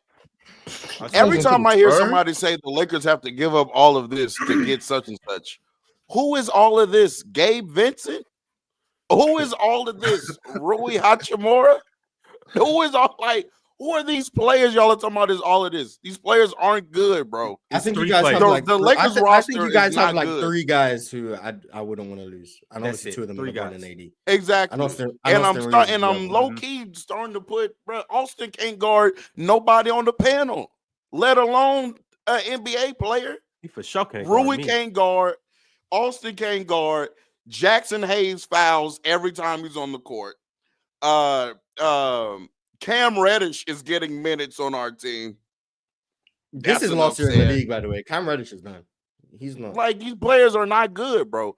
Trade all of them. Get rid of all of them and get Zach LaVine. Whoever needs to go, we're going to keep Bron, AD, DFS, probably Vando, and everybody else can go, bro. Vando's back next week, right? Vando's back next week. Is that what I'm hearing? I think he's I seen something like that. Yeah, he's gonna save the season. Ron, this is such a double-edged sword, man. Because you stick with the lineup that you got, which is what they had when they was in the Western Conference Championship 2 years ago. And you ran into Denver last year, which is also a buzzsaw. But now let's get rid of Rui. Let's get rid of Austin Reeves. Let's get rid of Gabe Vincent. Let's get rid of these dudes. If you get rid of these dudes, well, James was the one who orchestrated all of this. James was the one who put all of this thing together. When it's you guys that are screaming this, it's you guys who are the GMs that's talking about this. And when it doesn't work, it's James's fault. James is the reason why this thing didn't work. James is the reason why Rui is gone. James is the reason why Austin Reeves is gone. James is the reason why Gabe Vincent is gone. And then when it happens, this is all James' fault. Meanwhile, it's all of you guys that want Zach LaVine. It's all of you guys that want all of these other guys gone. All of you.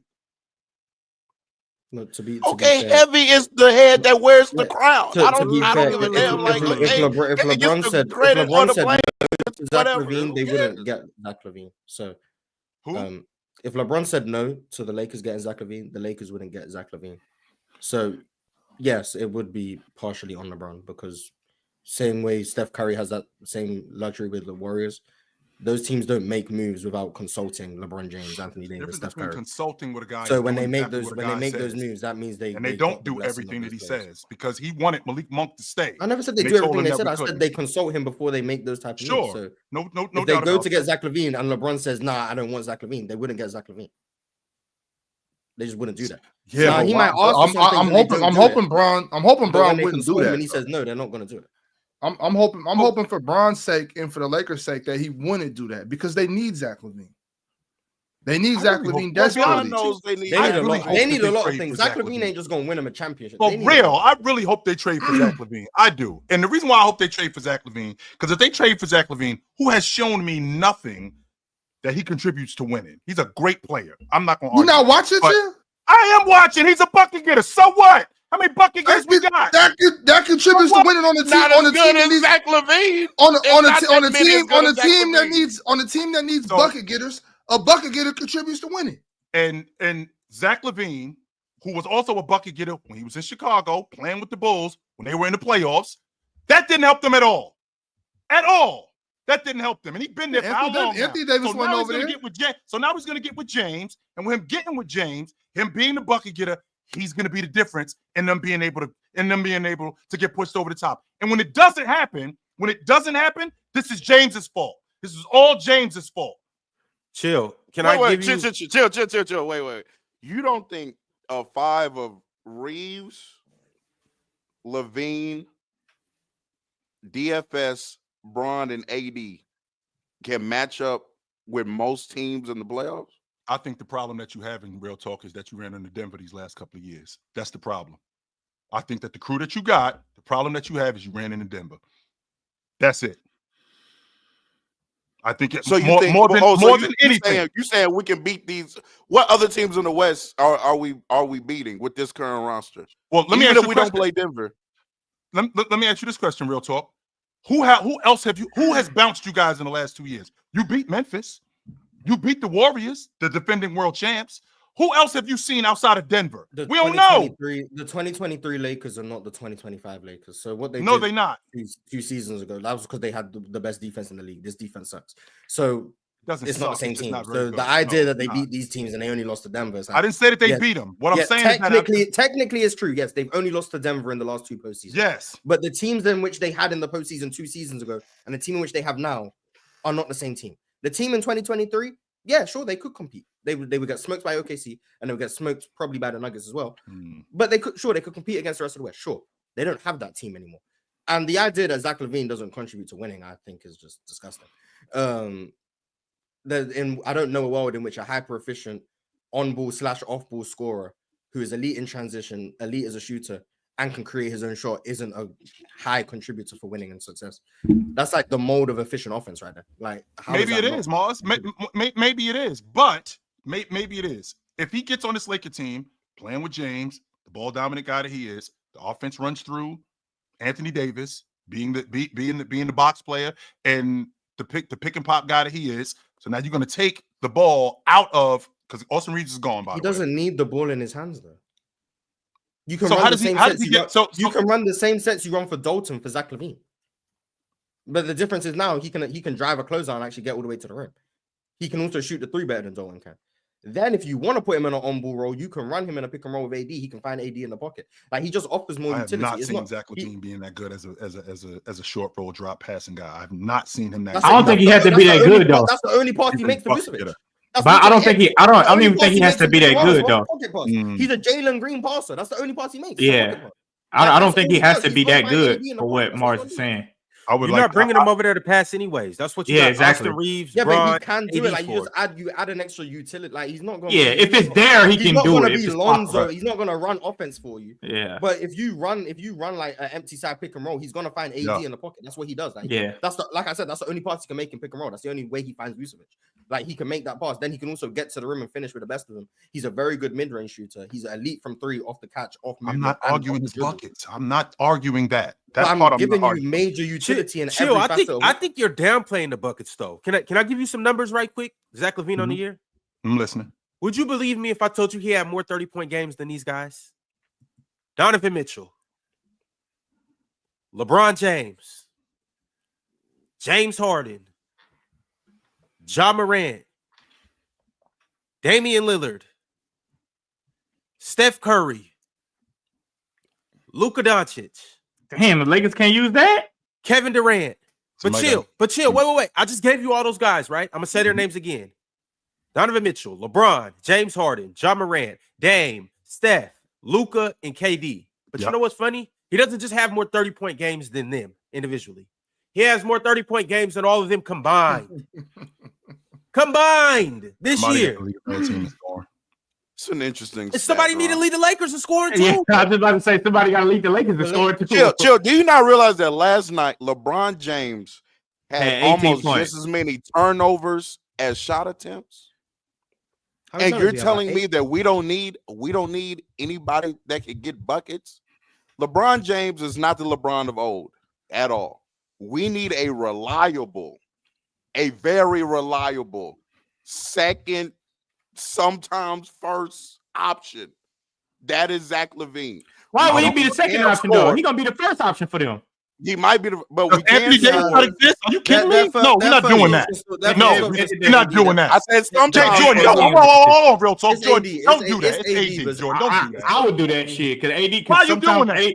Because sometimes he's a better player than Zach LaVine. He's a better scorer than Zach LaVine. I'm saying some nights. I said some nights. Zach LaVine will be the number one option on that team. Some nights AD. Some sites AD want to be a defensive player, and I'm totally fine with that. But I want Zach LaVine to let's not get it twisted, Zach LaVine. You're not coming over here to do that short roll, pick and roll shit. You're not coming over here to take no backseat. Be Zach LaVine. We want the Zach LaVine that's in Chicago. We don't want the Zach LaVine that's hand-me-down Zach. No, I want you to. All you're doing is changing your jersey. You go red to yellow. That's all I want. I want red to yellow. We want Zach LaVine as the number one scorer option. AD by default don't really want to do that anyway. But we can take some time with Zach LaVine out the game. Okay, AD, get yours. Cool.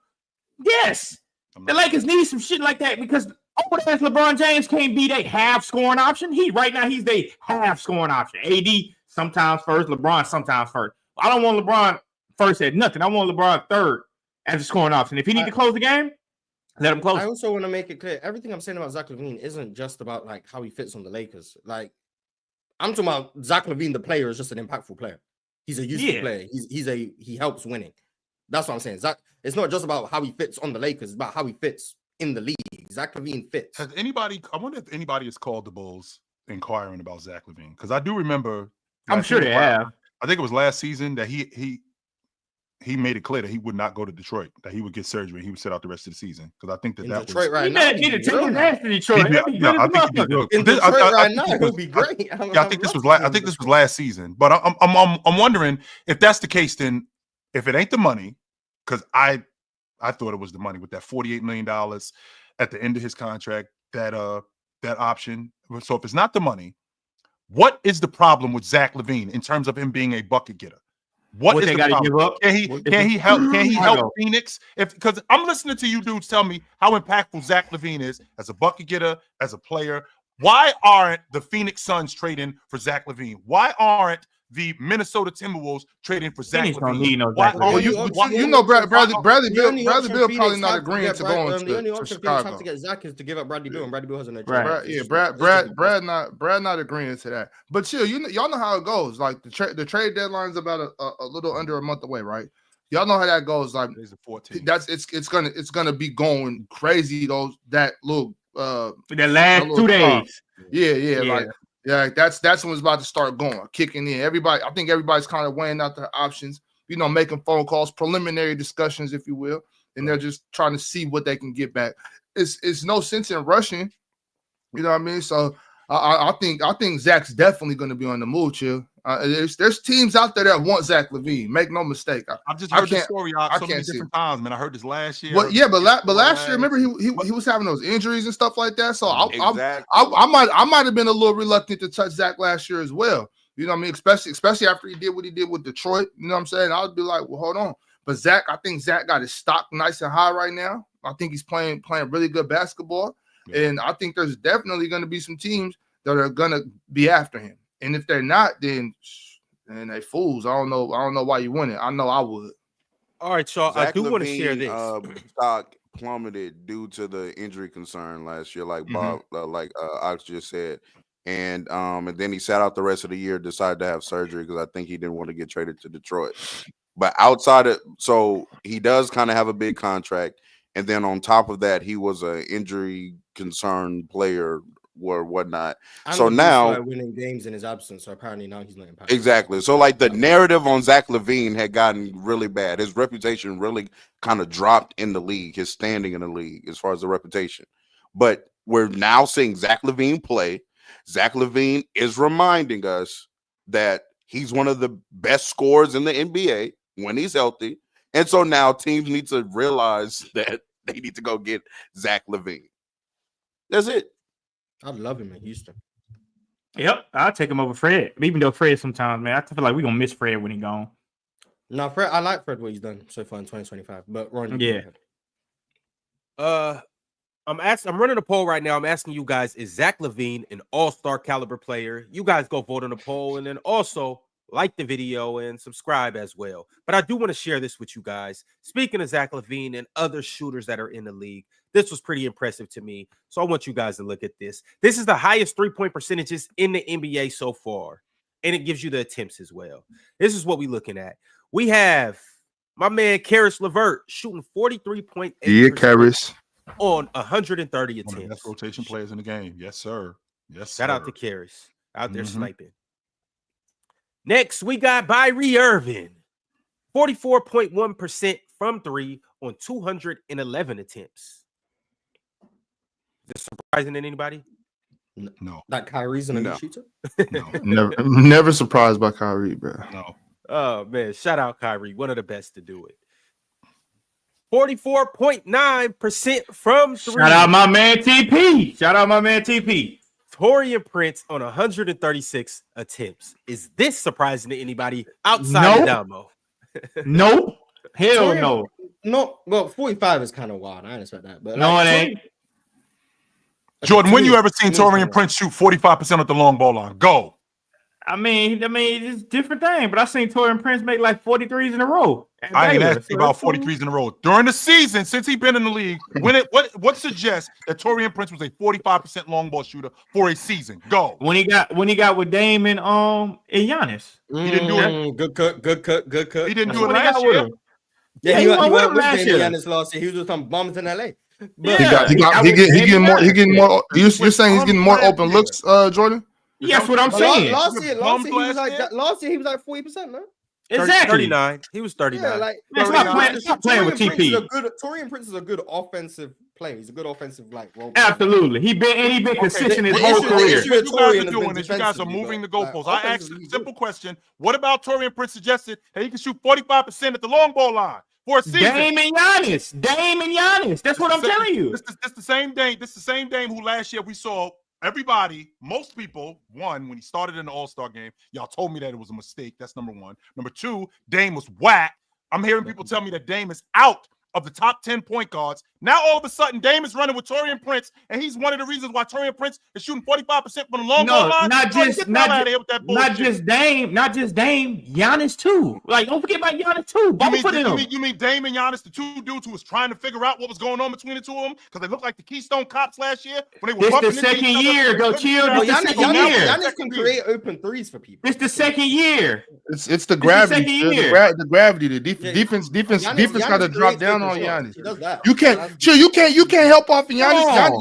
You got to help on the Giannis. Man, do you see what you guys are doing to chill? We got a national treasure chill, right here. Cats like you, Jordan, are running chill into the ground. Mars, you chilling your ass off. Gravity, and all of a sudden he losing his mind. How we what I'm doing? I'm not saying that he doesn't have gravity, Mars. That's not the problem, Mars. I'm not saying. Why wouldn't Giannis and Dame create more shots for TP? Why wouldn't they? Like LeBron James and whatever googly-eyed D'Angelo Russell ass couldn't create them shits for TP. They didn't give a shit about them. Now you got Giannis who put so much pressure on the middle of the floor that TP can sit in them corners, right? And you got a bum-ass shooter out there. What's that boy name that I don't like? Ron, what's the Andre Jackson. Yeah, trash ass out there. Andre Jackson, garbage ass be out there too. So they leave his ass open too. Most space for TP as well. And it's crazy that that shit. That shit is incredible. The reason, Mars, I'm not talking about the gravity. The gravity isn't my issue because I understand the gravity that Giannis creates. I mean, he demands a double team, and in fact, when he gets in the lane, he actually demands a triple team. And Giannis is one of the better passers at his size in the league. That part I will not argue. What I am trying to make sense of is the same Taurean Prince who was running with LeBron James last year, who is one of the best passers of all time, and Anthony Davis, who's one of the best box players, who also attracts a lot of gravity. We weren't talking about Taurean Prince last year like this, but he gets with Damian Lillard and he gets with Giannis, and now all of a sudden he's turning into a 45% long ball shooter. So why else did he turn into a 45% shooter? This is what I'm trying to make sense of. LeBron doesn't have the downhill gravity that Giannis does, and he doesn't get downhill as much as Giannis does. So, and AD neither does the Lakers offense, and AD draws attention, but AD's, for all intents and purposes, he's a pretty bad passer. So, like, it's not the same. So you're saying AD has gravity, but he's not a good passer, and LeBron's a great passer, but he doesn't have much gravity. So, like, compared to Giannis. I don't even understand. Like, Taurean Prince is hitting open shots better this year. Every shot that Taurean Prince shoots, majority of the time, is an open shot created by somebody else, regardless of whatever team he's on. This year, he's hitting them at a 45% clip.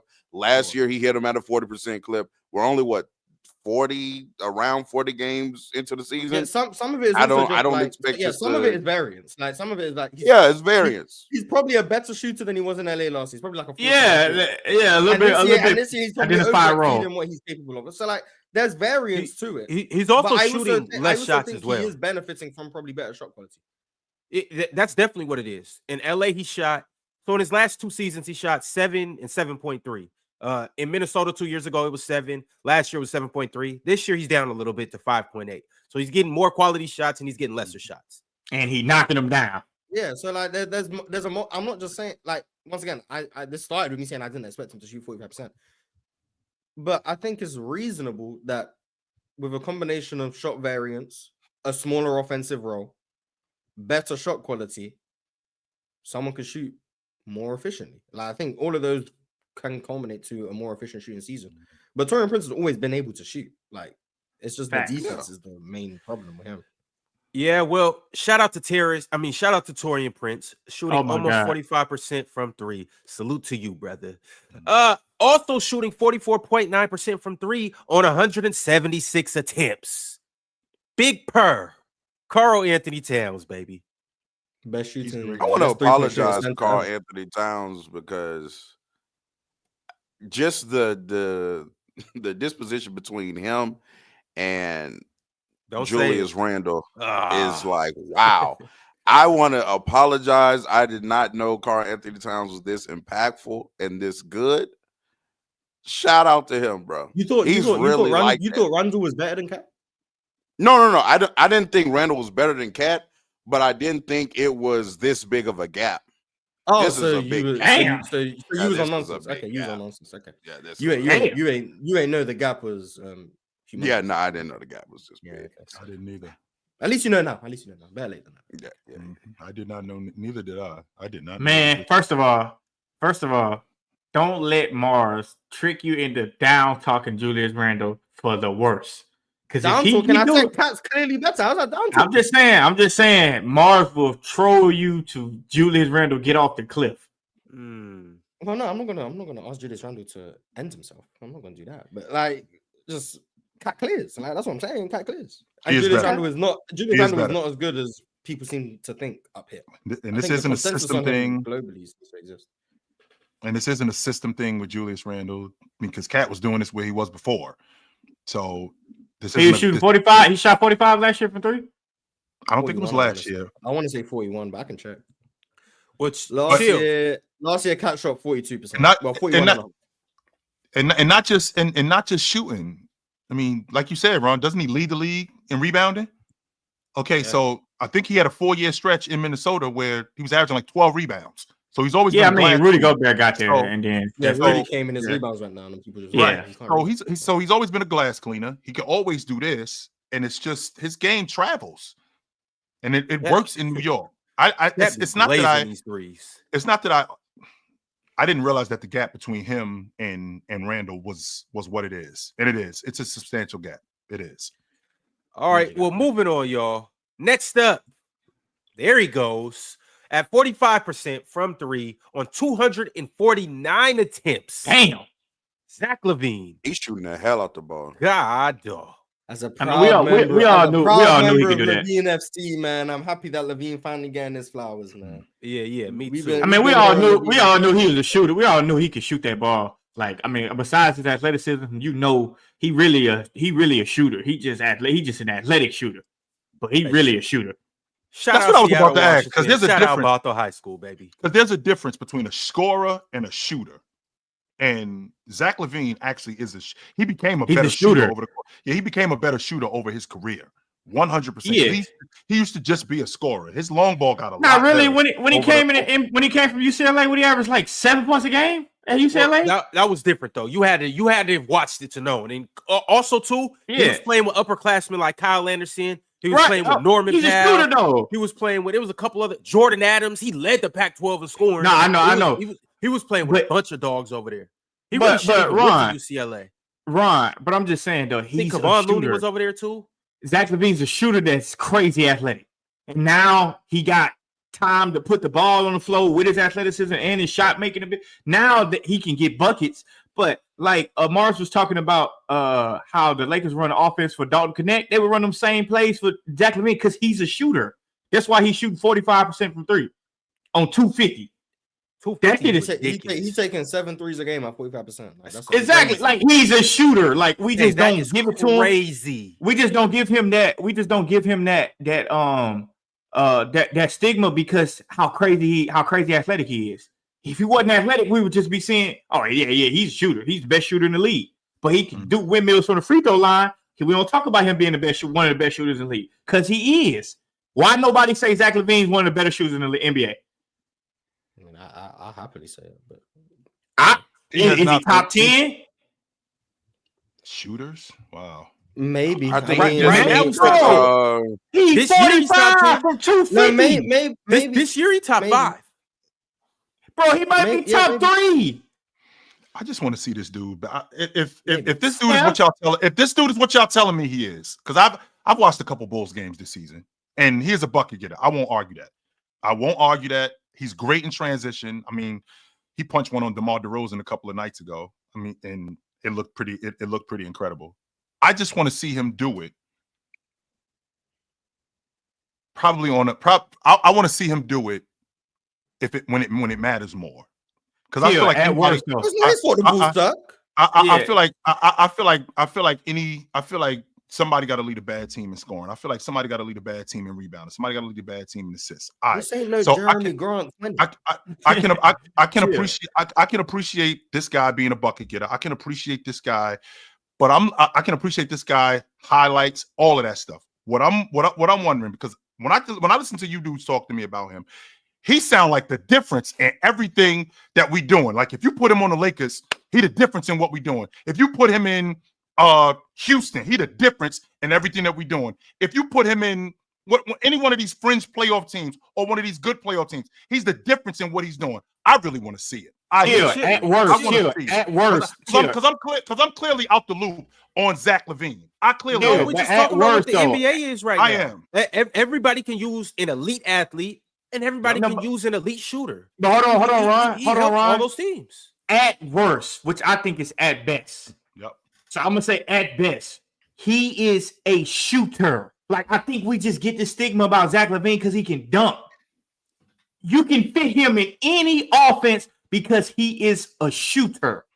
So the fact that what is the average right now? What, 22? What is the average? 24, something like that? 24?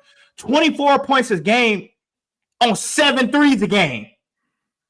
Or he's shooting 7 threes a game. Right. Mm-hmm. At worst, he is a shooter, Chill. That's what I'm trying to. I mean, at best, that's what I think he is. But in other people's minds, they don't realize like he's JJ Redick. So we can make him a shooter, a dude. That No, you don't have to make him. He is that. Well, no, that's not what I'm saying. What I'm saying is you're telling me He's JJ Redick with bounce.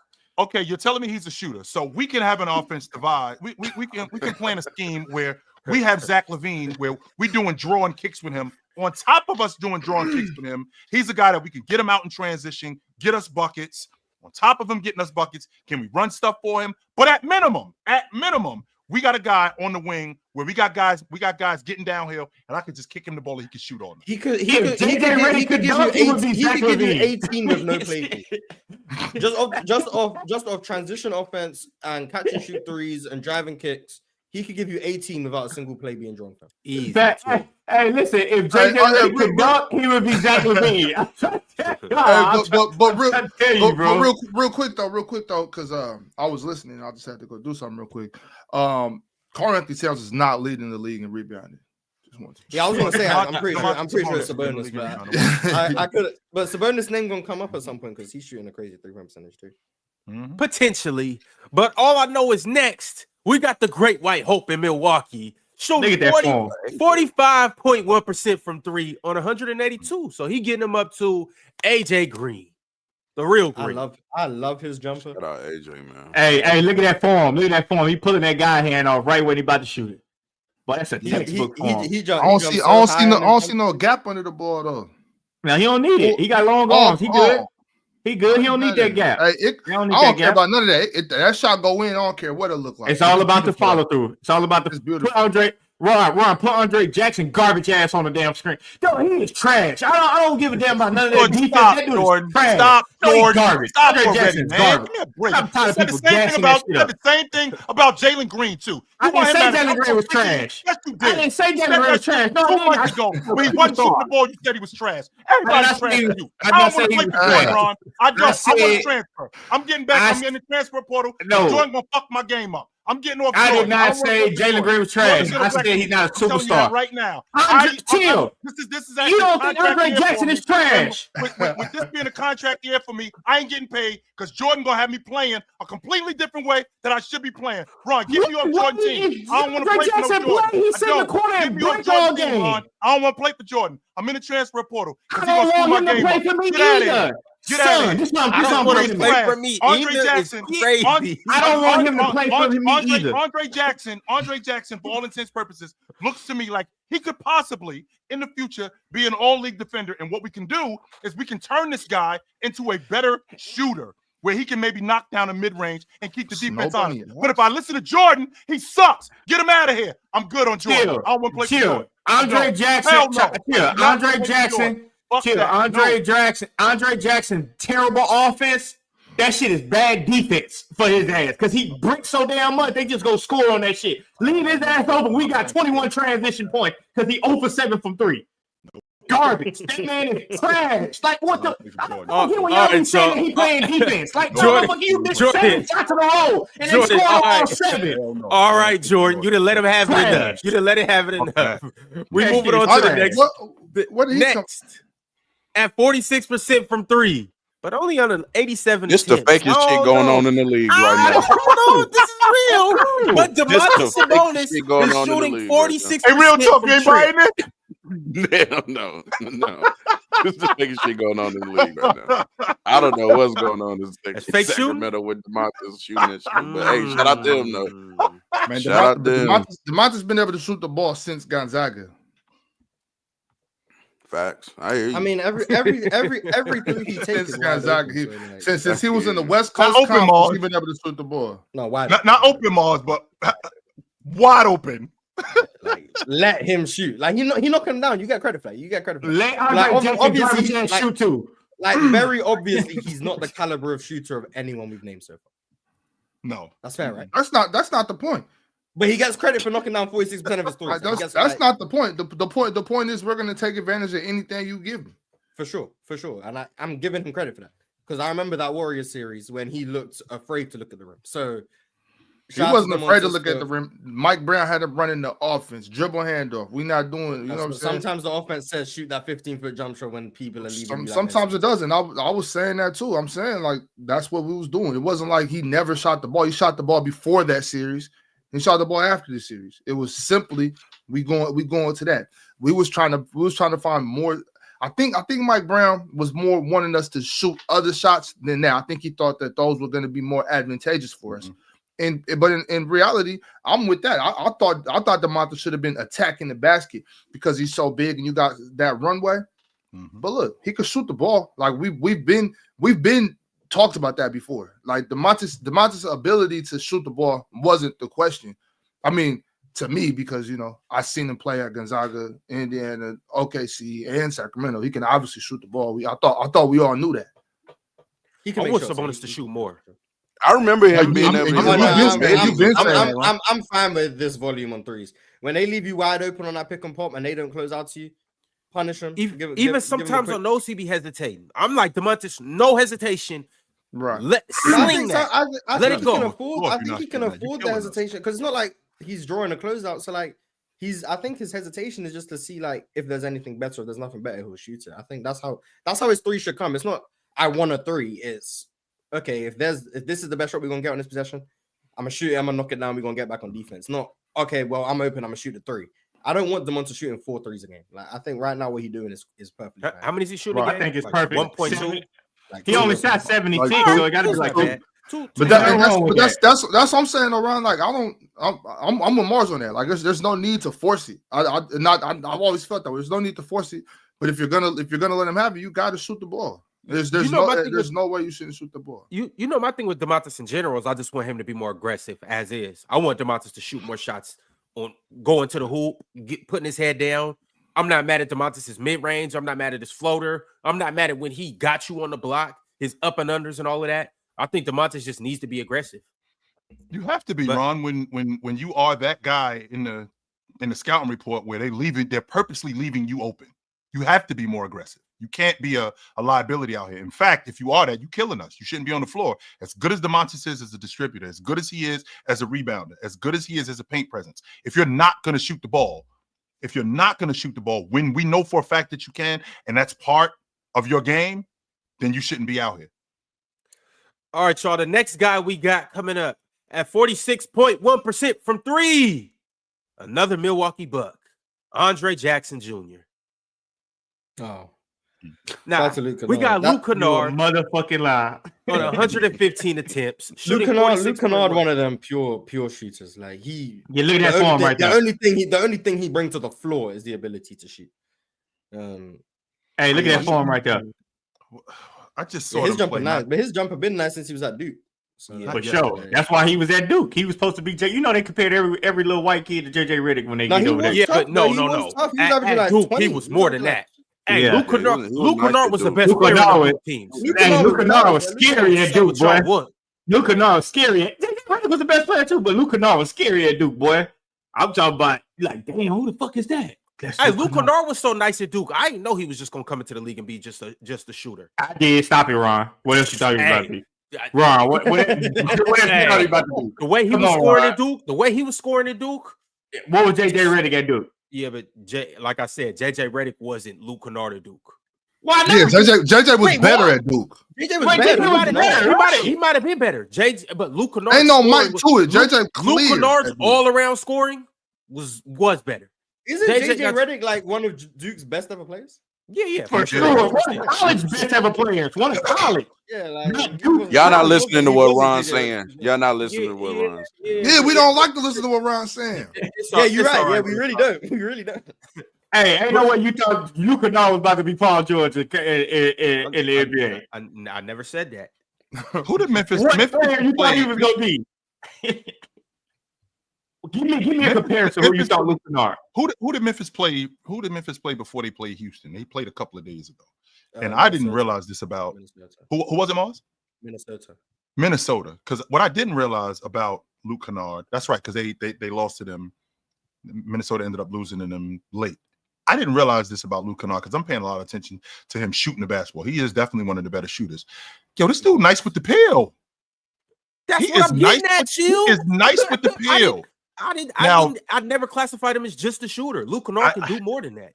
I didn't realize that he was nice with He the can pill. pass too. He can pass. Like he knows how to use like the Yes. idea of two people running at him. He can make reads. The issue with Luke Kennard is he can't guard. He can't stay in front of anyone. No, he can't. I won't argue that part. No, he Like, cannot. he just can't stay in front of No. any No. human being in the NBA. He can't. But like offensively, slow he anybody provides down. some value. And like, Mm-mm. yeah, he can shoot. He can pass like those connective reads and stuff. And like even off the bounce, like he can do something. Like there's times that he'll drive and he'll like kick and stuff. So he can do that. Yeah, It's just defensively, he just bad. He just cheeks yeah, on people. he's a, Luke he's a Kennard walking was midget. better off the dribble than JJ at Duke, but JJ was the better player though. But he was better off the bounce. He's the all-time leading scorer in ACC history. I don't know if Luke Kennard was better off the bounce, but He was I give you 100% better that. off the bounce. I don't know about 100%. He could dribble better than JJ, finish better than JJ, pass better than JJ. JJ was just a sniper from that three-point line, and in that mid-range too. JJ got to the hoop at Duke, but it wasn't like Luke though. I just want to know, Ron, who did you think Luke was going to be when he got to the NBA? What I'm not gonna comparison? say I have a definite comparison for him. I just thought he was gonna get a little more busy in the mid-range and get into the hoop than he is now. What player do that? That's from that descent. What player do that? That's from that descent. I can't think of no exact player. I can't. When you I say can't that, give just saying are you referring to European Americans right now, Jordan? Yeah, I guess. Yeah, European Americans. I just want to know. Okay. Well, I'm saying like I agree with Ryan and real talk. I knew what you were saying, but JJ still just clears. No, JJ better. Yeah. JJ better. Mm-hmm. But no, y'all right for sure. Luke had a little more to his game. He had a little more sauce. You know what I'm saying? Especially putting the ball on the ground and stuff. No doubt. He listened to better music. That's all. All right, and last but not least, at 47.1%, The youngster on 153 attempts, so we know it's not a fluke. We got. What do you mean it's not a fluke? It's not a fluke. 153 attempts. On 153 attempts ain't no fluke. Jokic said, "If you know what I know, you don't want to step to this." Well, I'm telling you, boy, Jokic be scrapping that joint. This is the fakest shit in the league, right? No, it's not. Stop capping. Stop capping. This fake. Yeah. 47% on 153. That ain't All fake. of a sudden, Jokic lost 6 games. He 35%. Mars 157 on 47%. That's not. Yeah, because he was shooting crazy to start the season. Lost 6 games, 35%. It's gonna come back. That's okay. That's okay. So what do we finish at then? What do we finish at? 41? Yeah, probably 41. 41, 42, 43, 45, 46, 47. No matter. He's gonna shoot like 36% the rest of the way, which is cool. He got Russ. He got Russ on the team. He got Russ on the team. He finna start shooting. He gonna stay at 47. Ain't no way he a 47% 3-point shooter, because if he is, then I'm sorry, he the best player I've ever seen. So he know. Credit Russell Westbrook, okay? It's gonna come down to that. Hey, it's just Russell Westbrook. Russ leave next year. It's gonna go back to 38. He go back to 38. There you go. 36. Yeah, you got to credit Russell Westbrook. He having an outlier season right now. So Mars, are you gonna give credit to Russell Westbrook for that? Are you gonna give credit to Russell Westbrook? I gave credit to Russ yesterday and how well he's. I just want to know, like, is Russ the main reason why Joker is leading the league in scoring? Right? No, he's not. He's third, I think. But damn, he didn't I want to say Shea Giannis and Jokic like all right there. It's like 0.1 between them. Okay, he's probably contributed because one thing about Russ that you can say, even he did in LA. he makes his big men better. He finds his big men. He When makes they the have good scores position down better. post, you know, he's always gonna hit the pocket pass if it's available in pick and roll. Like he gonna get the big man the ball. Like Not He to made me, the man. scores better. He The scores made better. KD better. He made James Harden better. If He you a made scorer, he's Bradley gonna make Beal you better. He made Paul George better. I don't know if he made James Harden better, but made All right, well, James we can leave Harden James better? Harden out of this. We can leave. He Yeah. helped James Harden. He helped him. Yeah, but He he didn't helped make him. him Terrible. better. Yeah. He When didn't else make was him going better. on? That shit was terrible. He didn't Oh, make oh, James oh, Harden. terrible. I get your point. I get your point. I That get shit your was point. Keep James terrible. Harden dribbling ass out of this thing. KD, Bradley Beal, Paul George. Keep KD out of this too, bro. no, he got his running mate when Russ Westbrook came. Russ Westbrook came with that garbage ass haircut. He made him better than That's what Steph Curry changed made up him. for him. He made him better than Devin slow Booker down. making him. Slow down, Ron, with the Steph Curry one. Slow So Steph Curry down. made KD better, We might see or about Steve Kerr's offense made KD Nah, better, fair, or fair. Draymond Green, Andre Iguodala, and everybody Fair. else over there made We KD might see better. KD with 5 championships. How you don't say that again? KD made KD better. KD been like this, and KD always like this. What are you talking about? Just a quick side That's side a note to rock you star. guys. KD. KD Y'all stop it, bro. and on top of that, KD, those 3 years that he played with Golden State, that was his lowest points a game that he had his whole career playing with the Golden State Warriors. I just want to put that out there. Who But would keep have going. thought? You play next to Steph and Clay, yeah, your points go down. Mhm. That's the Mhm. point. Yeah, it's kind of the point. was it his highest efficiency or was that Brooklyn? I think we're relative. I think maybe like 2017 is his highest efficiency regular season, but 2023 KD was mad efficient. Let's look So it I up don't know. because I think it was Russell Westbrook Mhm. years. Like it definitely was on OKC. It's definitely not OKC. Yeah, no. Maybe like 2012 KD was kind of mad official for the time. I ain't gonna lie. Mhm. Oh, would you look at 2011. that? KD like a routine like plus 8 and stuff like, and especially in the regular season. In the playoffs, I think Golden State's is most efficient, but in the regular season, it could be OKC. 2012, best year he shot from 3. Who you want to contribute that to? From You're three, saying there's a that's reason you only said from 3, bro. Eric Maynard. We want to contribute that to Eric Maynard. Eric Maynard was dope. I ain't gonna lie, I like that. Eric Maynard, and Earl Watson, one of them. It was Eric Maynard. It wasn't Eric Maynard though. Chill. We ain't contributing was. nothing to Eric Maynard. No, I'm saying we're not contributing to Eric No, Maynard. he was on the crew. He was on the crew. I know, I'm not saying- yeah. I know Eric Maynard was on the crew, but we ain't gonna contribute it to him, that's for sure. I hated Eric Maynard on 2K though. He's one of them guys that was good in real life, trash on 2K. His only 50, 40, 90 season for KD was with Russ. Ooh. Oh yeah, Ron. Saying. What year was that, Ron? Saying. I'm sick of Ron. I swear I am. Ron, get on my nerves, yo. Chill. So Russ ain't helped that? Yes, he did. He 100%. That's the only time he did it. How could he not? Just saying. He Like, did. How could he not? I That's don't the lie. only Y'all time need he to go did it. back and watch OKC KD. Is not as much off the dribble, especially with Russ, as you think. It's a lot of coming off, pin downs, Catching, dribble, drive, catch and shoot. Yeah, Dribble, drive, catch and shoot. Dribble, drive, one dribble, pull up. There you go. KD was getting downhill, and the reason why y'all forget is because what y'all see now. KD was getting downhill. He looked like Walter Payton running downhill. Walter Payton. He was flying to the hole. Walter Payton. He was flying to the hole. Like we Who was forget how handing the ball athletic off to KD was. Man, he was flying to the hole. We forget because we get wrapped up in KD in the mid range. We get wrapped up in KD.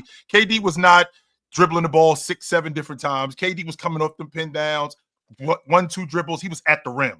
KD was doing that on a regular when he was with Russ. On the regular, he was doing that. So KD also we did forget shoot. we forget him shooting the long ball. We forget him shooting in the mid-range, 1, 2 dribbles. We forget that KD was incredible getting downhill. On the regular, he was doing that in Oklahoma City. In fact, that was one of the reasons why he left, because he felt like a lot of them dudes couldn't shoot around him because he was getting downhill. And a lot of them was getting downhill. KD, KD one of the best athletes to ever grace the NBA for sure. Yeah, that's something I was thinking about the other day about how athletic KD was. But KD gonna be forever underrated. It is what it is. People just forget like how great the longevity is, how great he's been for the last 17 years. It's cool. I'm gonna be here telling people about how good KD was, and how people just allowed people to just act like Steph Curry was just always better than him. Cap, but it's cool. Like that's a fact, bro. Man, them that championship at 22 for Steph really. Yeah, that's why I'm really like, changed some things, there's man. an alternate universe somewhere where the 21 Nets don't get hurt and the 22 Warriors don't win a championship. And the narrative is so different about those two players, but we in this universe, so Steph was always better. That's what it is. I also do want to That's mention what this is all KD did about, shoot though. 50, 40, 90 in another season too. But he played for 2023? two different teams, and it was a lot going 2023? on that year, so that doesn't really 2023. count. It wasn't no consistency in that year.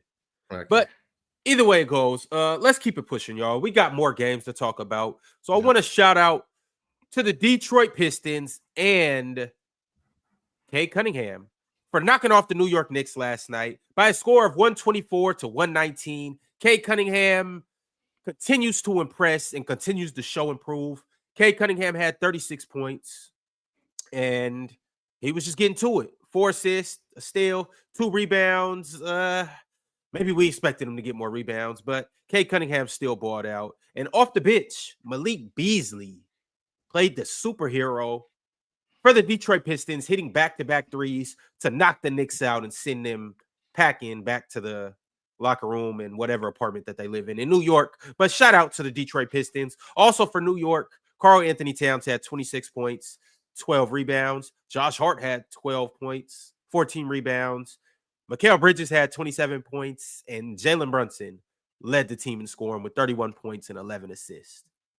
Malik Beasley's been hooping for Detroit this year. The I was spacing just he about to say provided that, has Mars. been I amazing, swear I yeah. was just about to say that. Nothing better for he's a been- fake shooter than a team with low expectations, man. I tell you. He ain't no Yeah, fake yeah. shooter. Out there. Yeah, he might not have done it for you guys in LA. He was great in Milwaukee, as a shooter. Yeah. And in Detroit, he's been amazing for them. Just Hey, Mars. the worst spacing in the league, and you got him a guy like Malik Beasley. That's extremely beneficial. Hey, Mars. The other day he shot like 1 for 13 from 3 though. That shit pissed me off. I had him on the parlay. That's because you put him on the parlay. That's your fault. He went like 1 for 13. I'm like, you out That's your your fault. Why you goddamn put him on mind. the parlay? Ron, Just can we let him address hoop in this? peace. And since I think that's the second or the What? third time that Detroit beat the Knicks this season, and again, I mean, it's a difference in the regular season than it is in the playoffs. I do know that schemes are different. I know that teams play different in the playoffs than they do in the regular season, but they seem to have a different matchup. And the reason why I want to address this, Ron, is because yesterday I heard you guys talking to me, and Penn was talking about it specifically. I'm trying to figure out where this lack of athleticism is coming from with Cade. Cade get downhill with the best of them. Cade can get to the rim against anybody. Yeah, he doesn't finish great, but he gets. Well, that's what I'm He was saying. finishing last night, Chill. Exactly. I'm looking at him get to the rim. He was finishing at the rim. One more time, Mars. Against some of the worst rim protection in the league. I'm sorry if I don't finish against Rudy Gobert or Anthony Edwards. No, he's just not a good finish. Like, we can acknowledge he how looked good good last is. night, Mars. And Penn's He not did. here, so we can actually sing the praises of Cade today. Right. Cade Yes. is great. Cade is one of the best pick and roll players in the league. He's one of the best Yes. post-up guards in the league. He's one of the best mid-range scorers in the league. He's added the pull-up 3 this year. Cade is one of the best passers in the league, despite what Cade want to bring up about potential assists for some reason, even though Cade is 4th in potential assists. That's besides the point. Cade is elite. He's not a good finisher. Okay. Like, it is what it is. Like, he's just not a good finisher. It's fine. And he's not the best athlete. He's good. He's strong. Like, he's much stronger than most of the guards in the league. So he's able to like push people out the way, create some separation to like finish and stuff. But in terms of like explosiveness and elevation around the basket, not just to dunk the ball, but just like to not be as far That's what below I'm the rim thinking as he about. is. Like, it's tough. He's just not the greatest finisher, finishing over length and stuff. He's not the best, and he just doesn't have a lightning first step. So he's relying on like change of pace, which is like slow to slower. That's where it is, right there, Mars. Like, That part right there. he's not an uber athlete. He's got some athleticism, and if you give him a runway, He's he can big punch enough to someone. get away with That's that. where though. and Yeah, that's what like I he saw doesn't need last to be night. an uber athlete. He's just going to be a limited finisher for a while, which is fine. But he's still. But and that's what I saw last night from him. Exactly to your point. I saw him change of direction. Boom. There was that burst of speed. I saw him stop and then go again. That change of it was that change of direction, and then him getting downhill, finishing with the weekend. I'm thinking to myself, all right, well, maybe he might not be the best finisher according to the numbers. And again, I think the film doesn't lie. With that being said, he gets downhill, and I see the athleticism. He's not a sneaky athlete. I've never subscribed to that bullshit about guys being sneaky athletes. Either you fast or you slow. I've always subscribed to that. Either you can run fast or you can't. I mean, get the hell out of here with that. So a guy like Cade also mismatch hunting too. Like I thought he did a good job of going after mismatches. And when he has Jalen Brunson on him, I mean, he bumps Jalen Brunson off of him to get to his sweet spot, which was in the mid post, and even trying to get downhill. I thought he did a good job at that. But to your point, real talk, I mean, Malik Beasley, another dude who played for the Lakers, who couldn't shoot with the Lakers, but now all of a sudden, the bucket looked like the ocean.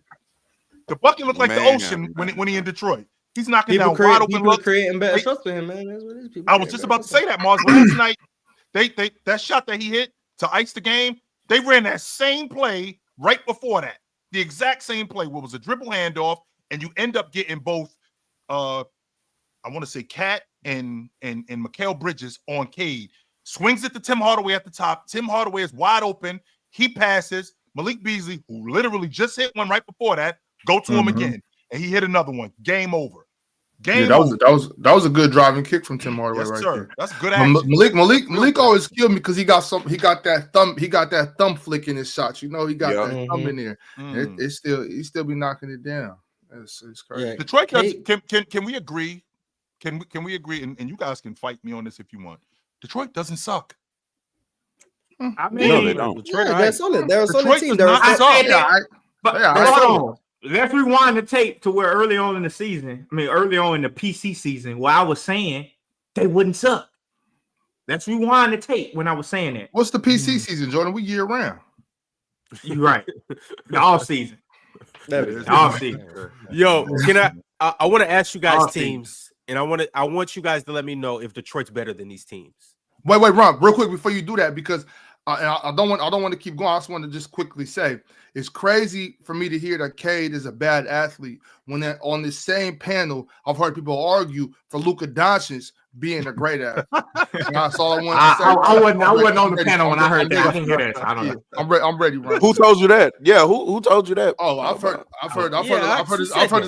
heard his ability to stop. Decelerate, Ox. His ability to stop is super athletic, all types of stuff. You know what I'm saying? So when you ain't going that fast in the first place. That's what I said. He walking. How hard is it to stop when I'm crawling? I'm going slower than the turtle. I should be able to stop. All right, Detroit versus these teams. Let me know if you guys think that these teams are better than Detroit. The Miami Heat. I think they're better. Dogfight with the Heat. With Jimmy. He's not gone yet, so he's there. Yeah, Jimmy's on the team. I think the Heat's a better team, probably. Okay. With buckets? Yeah, with buckets. All right. The Sacramento Kings. Come on, bro. I'm not going to answer. Y'all got the same exact record. I'm not dignifying that with an answer. Oh, do they actually? Oh, tough. Yes, they do. Actually, the Pistons actually have one more win than you guys. Oh, I will go Sacramento. I will go Sacramento. I think the Kings. Yeah, Sacramento got more talent. Yeah, I think the Kings are better. All right, the Atlanta Hawks. They better than Atlanta. My glorious Hawks, man. Mm-hmm. I got Atlanta. I think they better than Atlanta. I think they. Yeah, I probably got Atlanta. Mm-hmm. Damn, I'm here praising the Pistons, and I'm picking every team over them. That's tough. Yes, that's because they're that good because of Cade. That's why. Yeah, we're praising where they came from. Oh yeah, they were the second worst team in the league last year. Facts. Yeah, they lost 40 straight last year. Mars, they was worse than Washington. Stop. No, the hell they was not. No, they was worse than Washington. They were the worst team in the league. They lost almost 30 straight games. Shows how bad they were. That's great. They weren't worse than the Wizards. They weren't worse than the Wizards. Worse. Were terrible last year. They may have had a worse record, but they weren't worse than the Wizards. But I got one more team for you guys. The Detroit Pistons or the San Antonio Spurs. Both came from similar situations last year. I'm gonna go with the Spurs. The Pistons as a team are better than the Spurs, but Wemby just makes the Spurs good. Yeah. My best player is better than your best player. I'm gonna go with the Pistons though because Wemby had 7 rebounds last night. I'm so sick of him for 7-5 getting 7 rebounds. You had him on a parlay? No, but I'm just saying it pissed me off. I'm so sick of somebody that's 7-5 getting 7 rebounds. We Say just nothing about complaining Zach about LaVine. anything at this I'll point. be AD overrating him. AD They beat the Lakers by 200. You mad he ain't get more rebounds? Yeah, don't dominate the glass. I want to see that go dominate the glass, so I can have confidence when it says over and under Wemby for 13 rebounds. Give me over. You motherfucker get 7 rebounds and you 7-5. Somebody go look up how many threes he shot. Did he shoot 7? 6.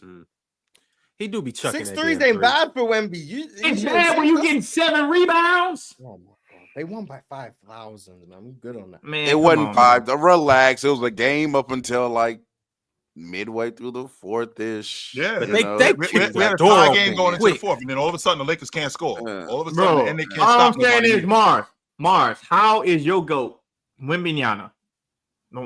How is he getting 7 rebounds at 7 feet 5 inches?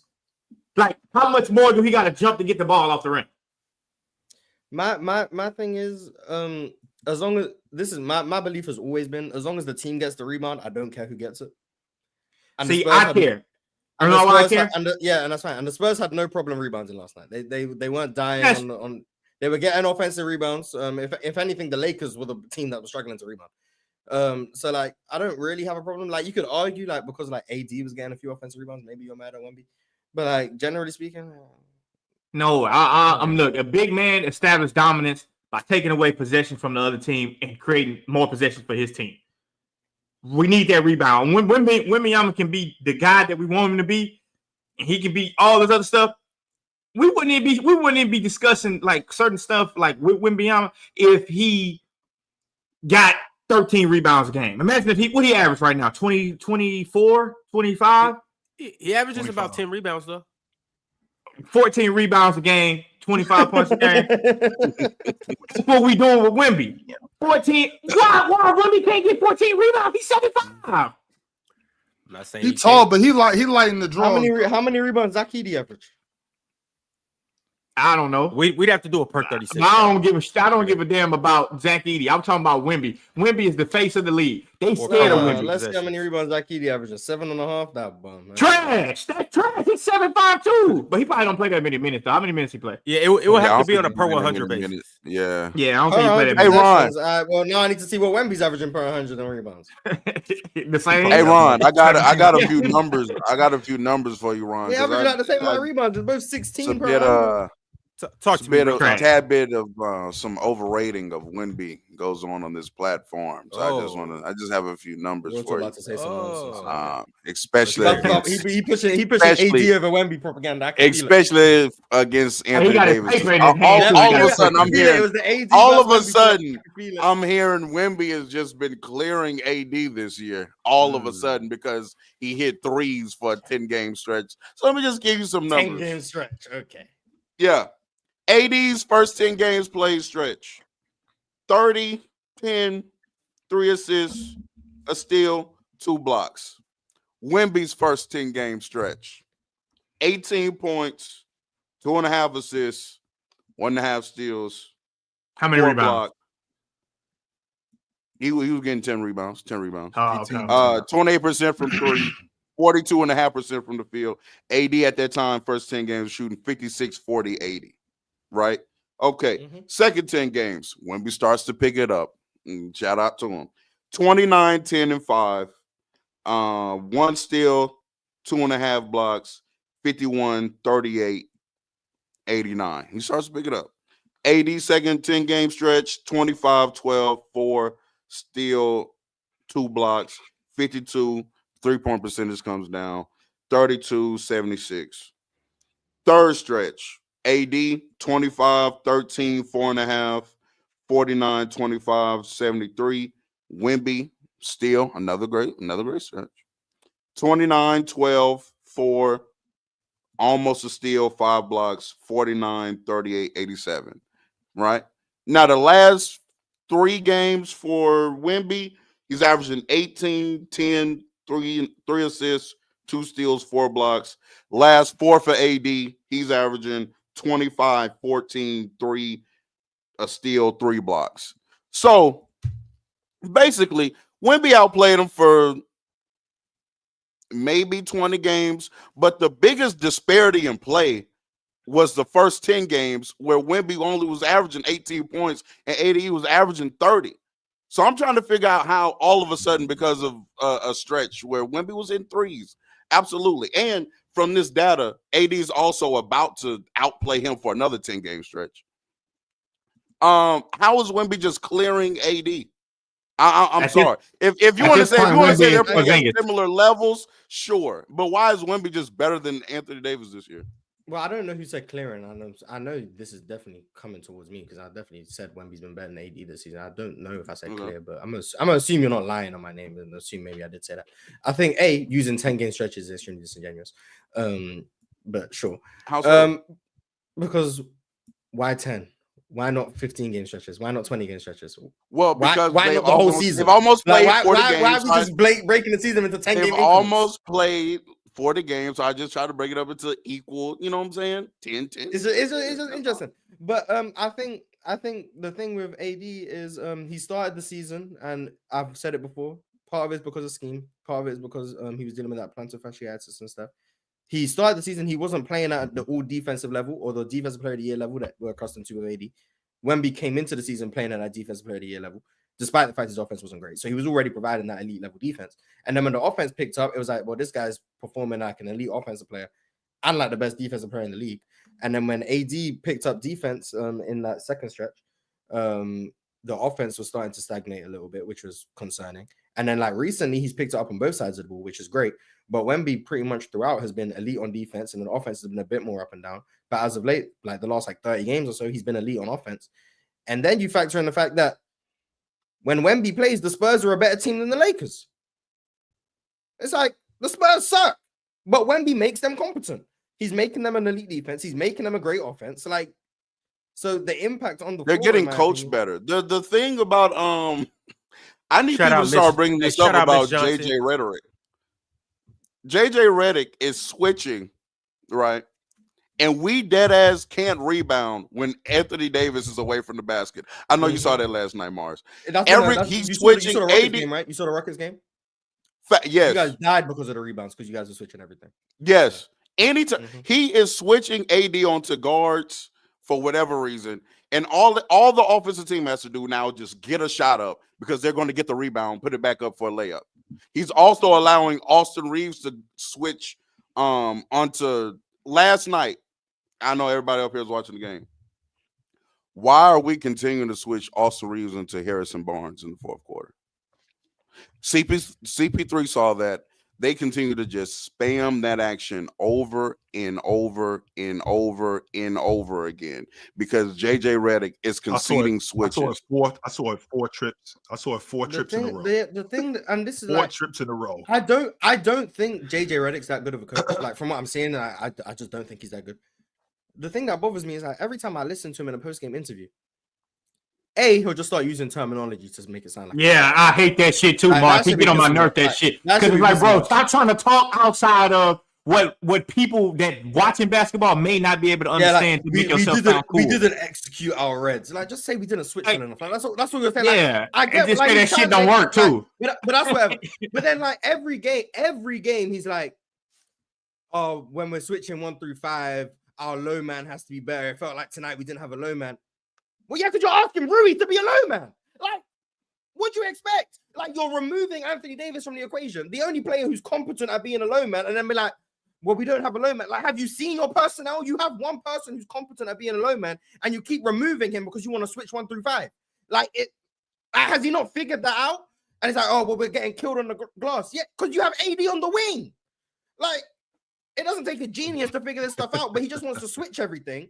And then wonders why he has no low man and is dying on the rebounds. Like, and when your team don't believe in, like, sometimes your team don't believe in that coverage. That shit makes it hard for the team to like buy into that shit. Like, if they don't believe that, like, why? A lot of them probably think, why the fuck are we switching? Why I just can't guard him?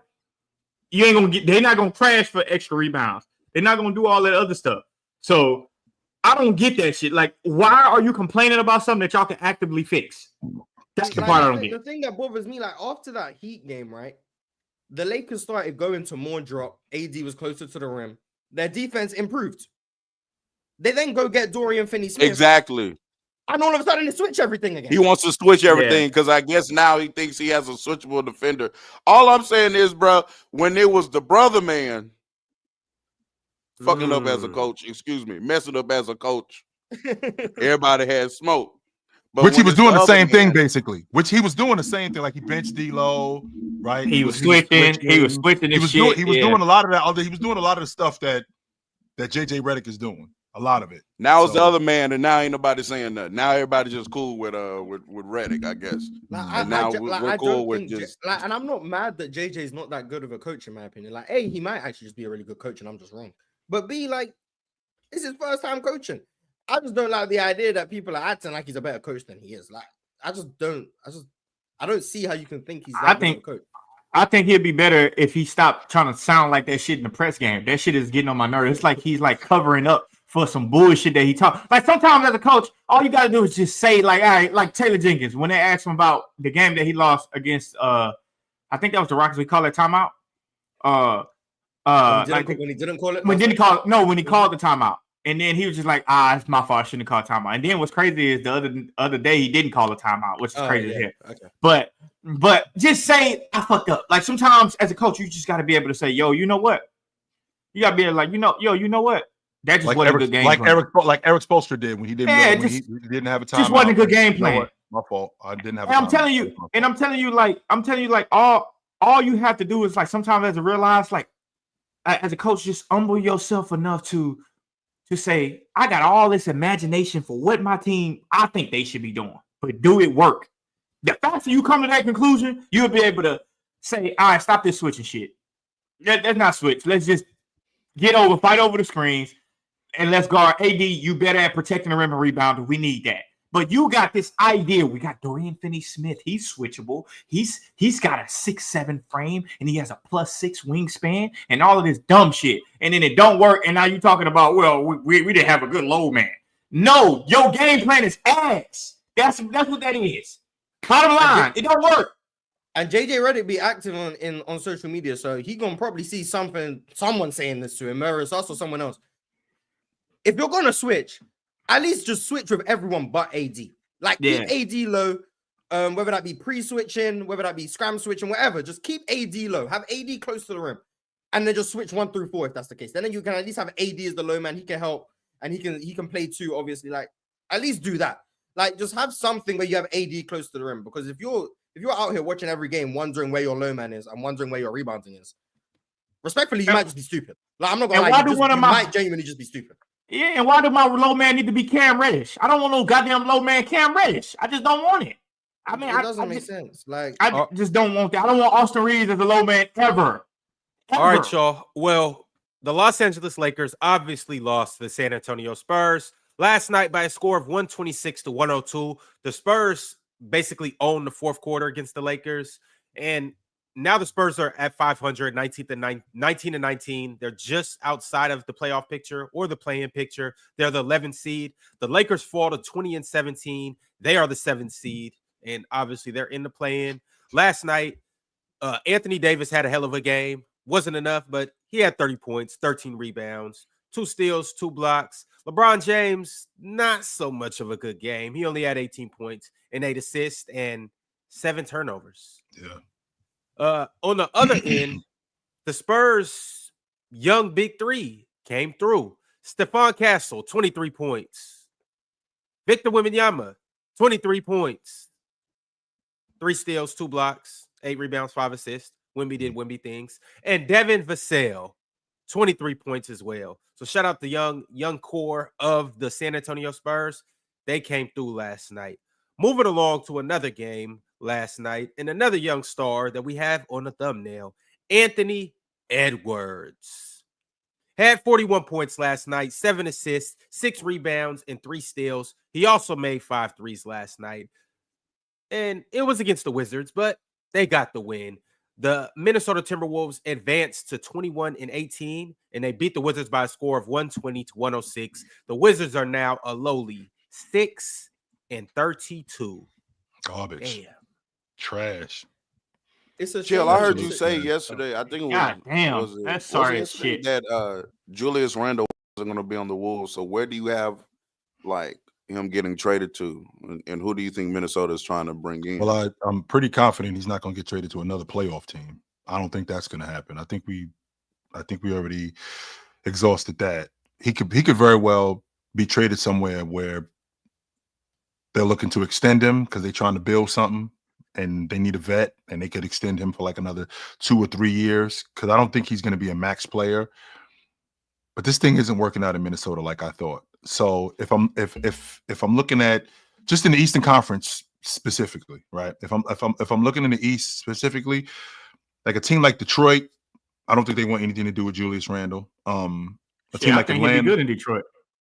Why? Nah, no. I just think he'd be good in there. I think with the I think he's good in I think Detroit is good without him.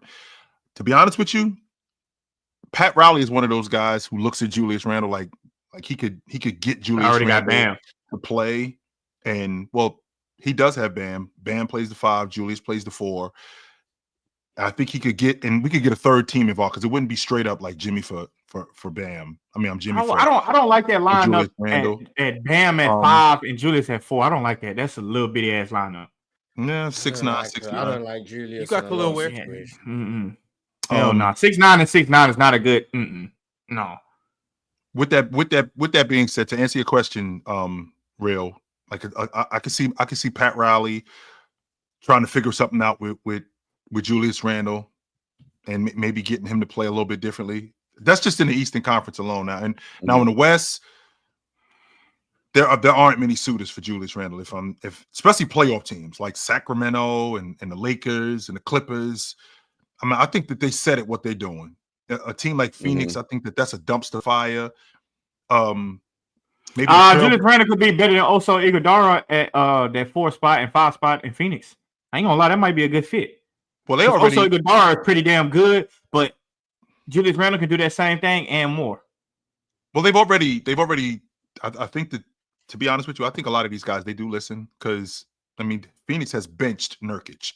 They benched him. He's done. Yeah, it's about time. It took him about what, 35 games to come to the light that he sucked. Yeah, they benched Nurkic. So, I mean, a guy like Julius in that lineup, I mean, I do think that he would help them. And you're not going to get that kind of value for the money he's making. Julius Randle making less than $30 million. Yeah, who can they trade? Nurkic, but I don't know if we want to send Nurkic to Minnesota. Yeah, I don't know if Julius. I don't think Julius Randle Julius Randle probably being viewed as an expiring contract and hoping he can take his player option. That's probably where his value is at this point. Shit, he gonna take that player. It is. Oh, that is. Oh, he gonna take that player. Someone better hope he just think he can get someone on the open market, because if he take that player, he's not leaving that money. I'm not gonna lie though, Chill. I like the Julius Randle in Phoenix. I'm not gonna lie. I like that in Phoenix because he can pass the ball. He can pass the ball. He can create. I do think Phoenix need to kind of simplify a little bit of their offense, just a little bit more. I think they got Devin Booker doing a little bit too much. Like, decide if you want to be Devin Booker to be a playmaker or just a scorer. I would just prefer him to be a scorer. Him and KD, just my 2 assassins. KD is he gonna pick his poison, and he can. I would prefer KD be a playmaker more than Devin Booker. But I don't mind the Julius Randle in Phoenix because of what he can do out of handoffs with KD and Devin Booker, and with guys like Monte Morris, Grayson Allen, Royce O'Neal. He can be with that second unit too.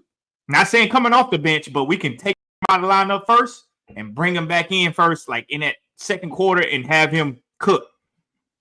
I'm cool with that Randle to Phoenix. I ain't gonna lie, I'm cool with that. I think that's a good fit.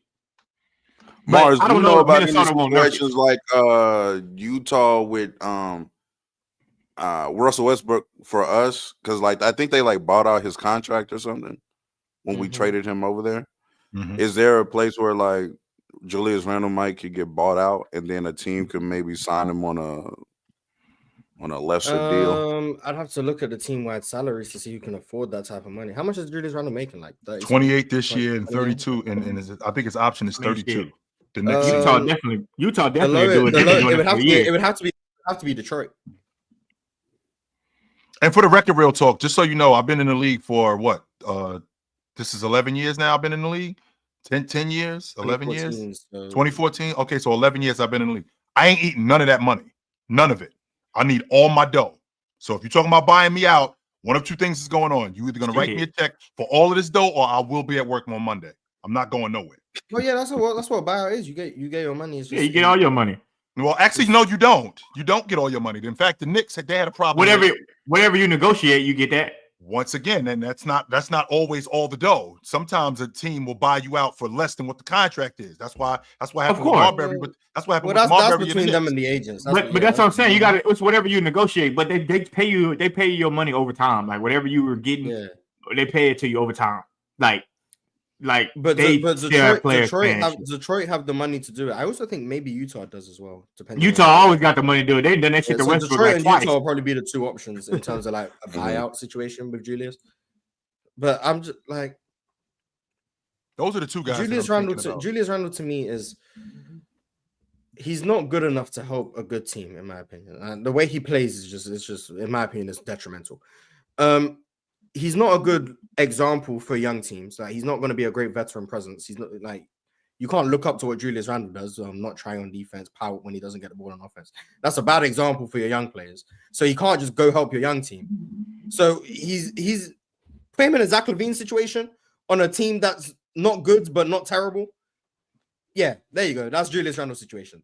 That's it. So like how he like succeeded with the Knicks in that like kind of situation. Yeah, that's how I see him being valued. You put him on. Let's say the Brooklyn Nets weren't tanking. You put him on the Nets, he'll be fine. Any team that's trying to win, no.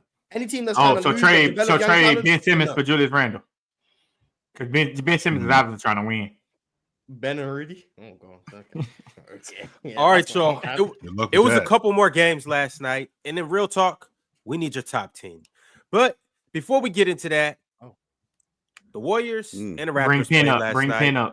And the Raptors beat the Warriors last night by a score of 104-101. The Raptors are now 9-31, and the Warriors continue to fall. They are the 12th seed in the West, and they are 19-20, under 500. Scotty Barnes had a pretty good game last night. He had 23 points, 8 rebounds, 6 assists, 2 steals, and 2 blocks. Jakob Poeltl racked up a double-double, 13 points, 13 rebounds, and that was really about it for the Toronto Raptors. You're not going to respect the biggest name on the court? What, Grady? Chris Boucher? Oh, I'm tripping. You are tripping. He did hooping before. Chris Boucher. Oh, Chris Boucher 18 points, 7 rebounds. He shot 7 of 9 from the field and 3 of 5 from 3. Mm-hmm. Shout out Chris Boucher. The last 3 games, Chris Boucher averaging like 18. I don't know what's going on with him. No, Chris Boucher like that. Okay. Yo, user 202378997. I don't know what was going on with Chris Boucher, but he won him that game. That's what happened. He won him that game. Shout out to Chris Boucher, man. Shout out to my goat. That Wemby respect button is on every post, Ron. Whoever that is dedicated. That Wemby respect button. Yeah. Hey, it's on there. User 202378997, man. Shout out to him. But yeah, the Warriors suck. But shout out to the Raptors. They didn't tank this one away. I guess they wanted to really beat the Warriors to just show them that the Warriors are that bad. Chris Boucher, I think, was the star of the show, in my opinion. What else did I see in the game that I liked? Who else was in? Steph had 26, 7, and 7 as well. Shout out to Steph. Yeah, this is one of them games where like the Warriors just didn't really have anything going. Steph took one dumb shot to close the game. I don't know what was going on with the Warriors. Horrible shot. The Warriors had like 35 seconds left or something, like maybe 40 seconds left. Steph takes a step back 3, heavily contested, obviously misses. Then the Raptors obviously. It was a terrible shot. And then the Raptors go up the other end. I think they scored. And then Andrew Wiggins comes straight back down and chucks a 3 and misses. And it's like you were down 3 and you decided to waste 2 possessions doing nonsense. Which just made no sense. Like they were down 1. Steph took a stupid shot. Then Agbaji, I think, was the one who scored. Like he made a dunk like 5 seconds later. And then Wiggins just goes up and shoots a pull-up 3 and misses. And I think it was a 2-for-1 like type thought, but like there's no way in a 1-point game you're going for 2-for-1s and 3-for-2s. Like, there's just no way. Especially a player like of Steph Curry's IQ level. That like No, that was dumb. And then their last shot was Buddy Hield shooting a prayer from 30 feet that airballed, obviously. It was the Warriors aren't good. Yeah, that's it. The Warriors just aren't good. There's no saving them either. They're just a bad team. All right, the next and the last game that we had from last night was the Los Angeles Clippers and the Miami Heat. And the Clippers at home packed up the Heat 109-98. The Clippers are now 21-17. They're the 6th seed. And the Miami Heat, on the other hand, are 20-18, and they are the 7th seed in the East. In this game, shout out to the Clippers. Kawhi Leonard did play. He did start. He played 20 minutes. Didn't really have that good of a game. Only had 6 points, 5 rebounds. But Big Zoo had 21 points, 20 rebounds, and Big Game James had 26 points, 11 assists, and the most improved player in the NBA, Norman Powell, had 29 points, and the Clippers got it done last night. On the other hand, Bam Adebayo didn't play. Obviously, Jimmy Butler's not playing, but Tyler Hero continues to show that he is like that. He had 32 points, 11 rebounds, and 7 assists. Shout out to Tyler. And Khalil Ware off the bench in 32 minutes had 19 points and 13 rebounds and looked nice too. Yes, he did. He looked really good. So, James Harden was amazing in that second half. That really changed the game for the Clippers. No Bam was tough. Like Zoo was just eating routinely. It was nice to see Khalil Ware get some run because they started with Kevin Love at the 5. But which works. Which works a couple of years ago. Not no more. No. Yeah, but it was nice to see Khalil Ware get some run. Great lob threat. You can see like he offers a new dimension. I think like the vertical spacing is a real thing with Khalil Ware, which is valuable. I also think like since he's been part of the rotation, I actually think he's been like pretty solid. Now he's not perfect. Obviously, he's a rookie, but he's been okay. But I think the biggest thing is like the Clippers just have a lot of like nice personnel. And Terrence Mann's finally out the rotation, so that's great. But damn, Mar's been the biggest Terrence Mann. He's not good. You hate Terrence Mann more than I think. I don't think Jalen Green is a superstar. Boy, I'm telling you. Terrence Mann isn't good. Like he doesn't hate Terrence Mann more than KC more than the kid Porter. He hates him more. Hey, but Porter's in the lineup and he doing his thing too. Shout out to KPJ doing his thing. But no, but hey, at least Terrence Mann's out the rotation. The Clippers have a shot to do something. Obviously, just waiting for Kawhi to just get back to himself. But when James Harden's playing like this, when Norman Powell's playing like this, when Zoo is playing like that, the Clippers can afford Kawhi Leonard to just work his way back into it, which is great. So yeah, I'd be worried about the Clippers if I was a playoff team because I wouldn't want to see him, especially if Kawhi gets his legs under in time.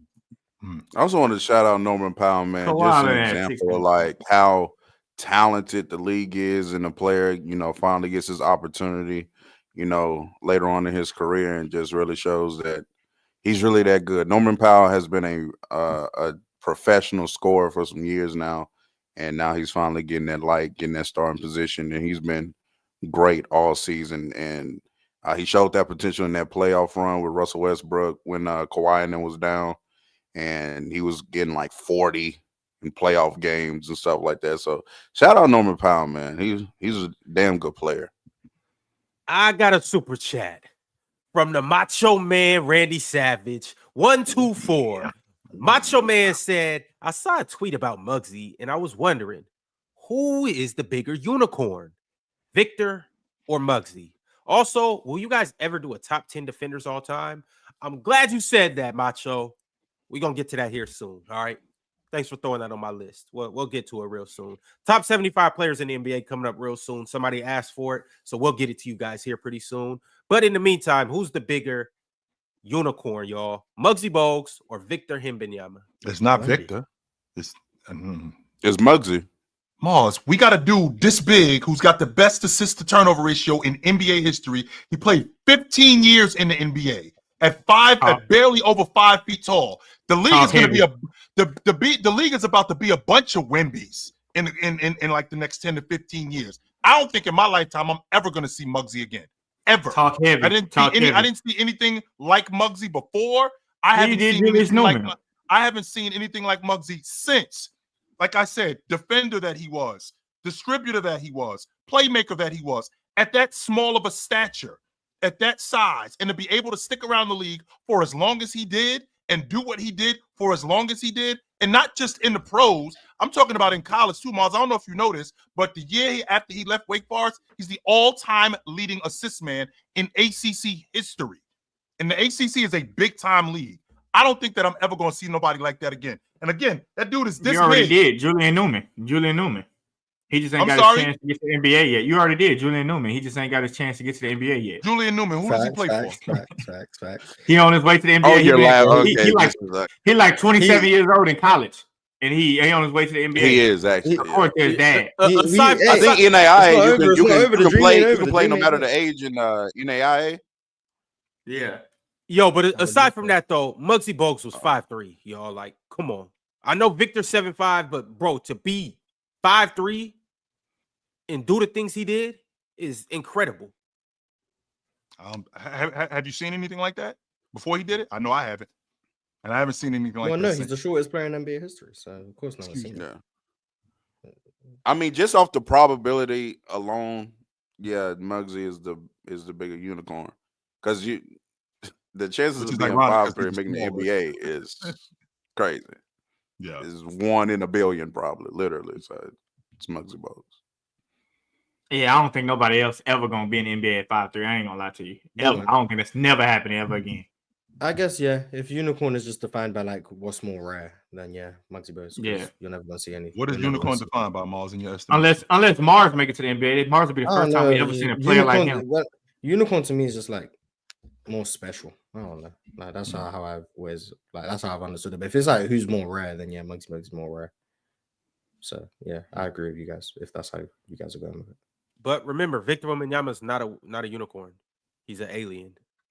So that's that. All right, we got a couple more super chats. Mind Goblin said, "Who's better, Cat or Randle or Wemby?" Wemby, Cat, Randle in that order. Julius Randle, he the best at all of them. Yeah, totally. Shout out to Julius Randle. He's so much worse than both of them. We got a couple new members as well. Ayo or Ayo Germ. I'm gonna go Ayo Germ. No, Ayo Germ. Ayo Germ. Shout out to Ayo Germ. Jordan also sent through a members chat. He's here on the show, but he's sending through members chats. But salute to Jordan. Jordan said, "Where do you guys rank Jason Tatum in the league right now?" Bro, how do we abbreviate that shit, man? That's crazy. I think he's pretty comfortably in my top 7. Yeah, with that. I got him 6. I got him top 5.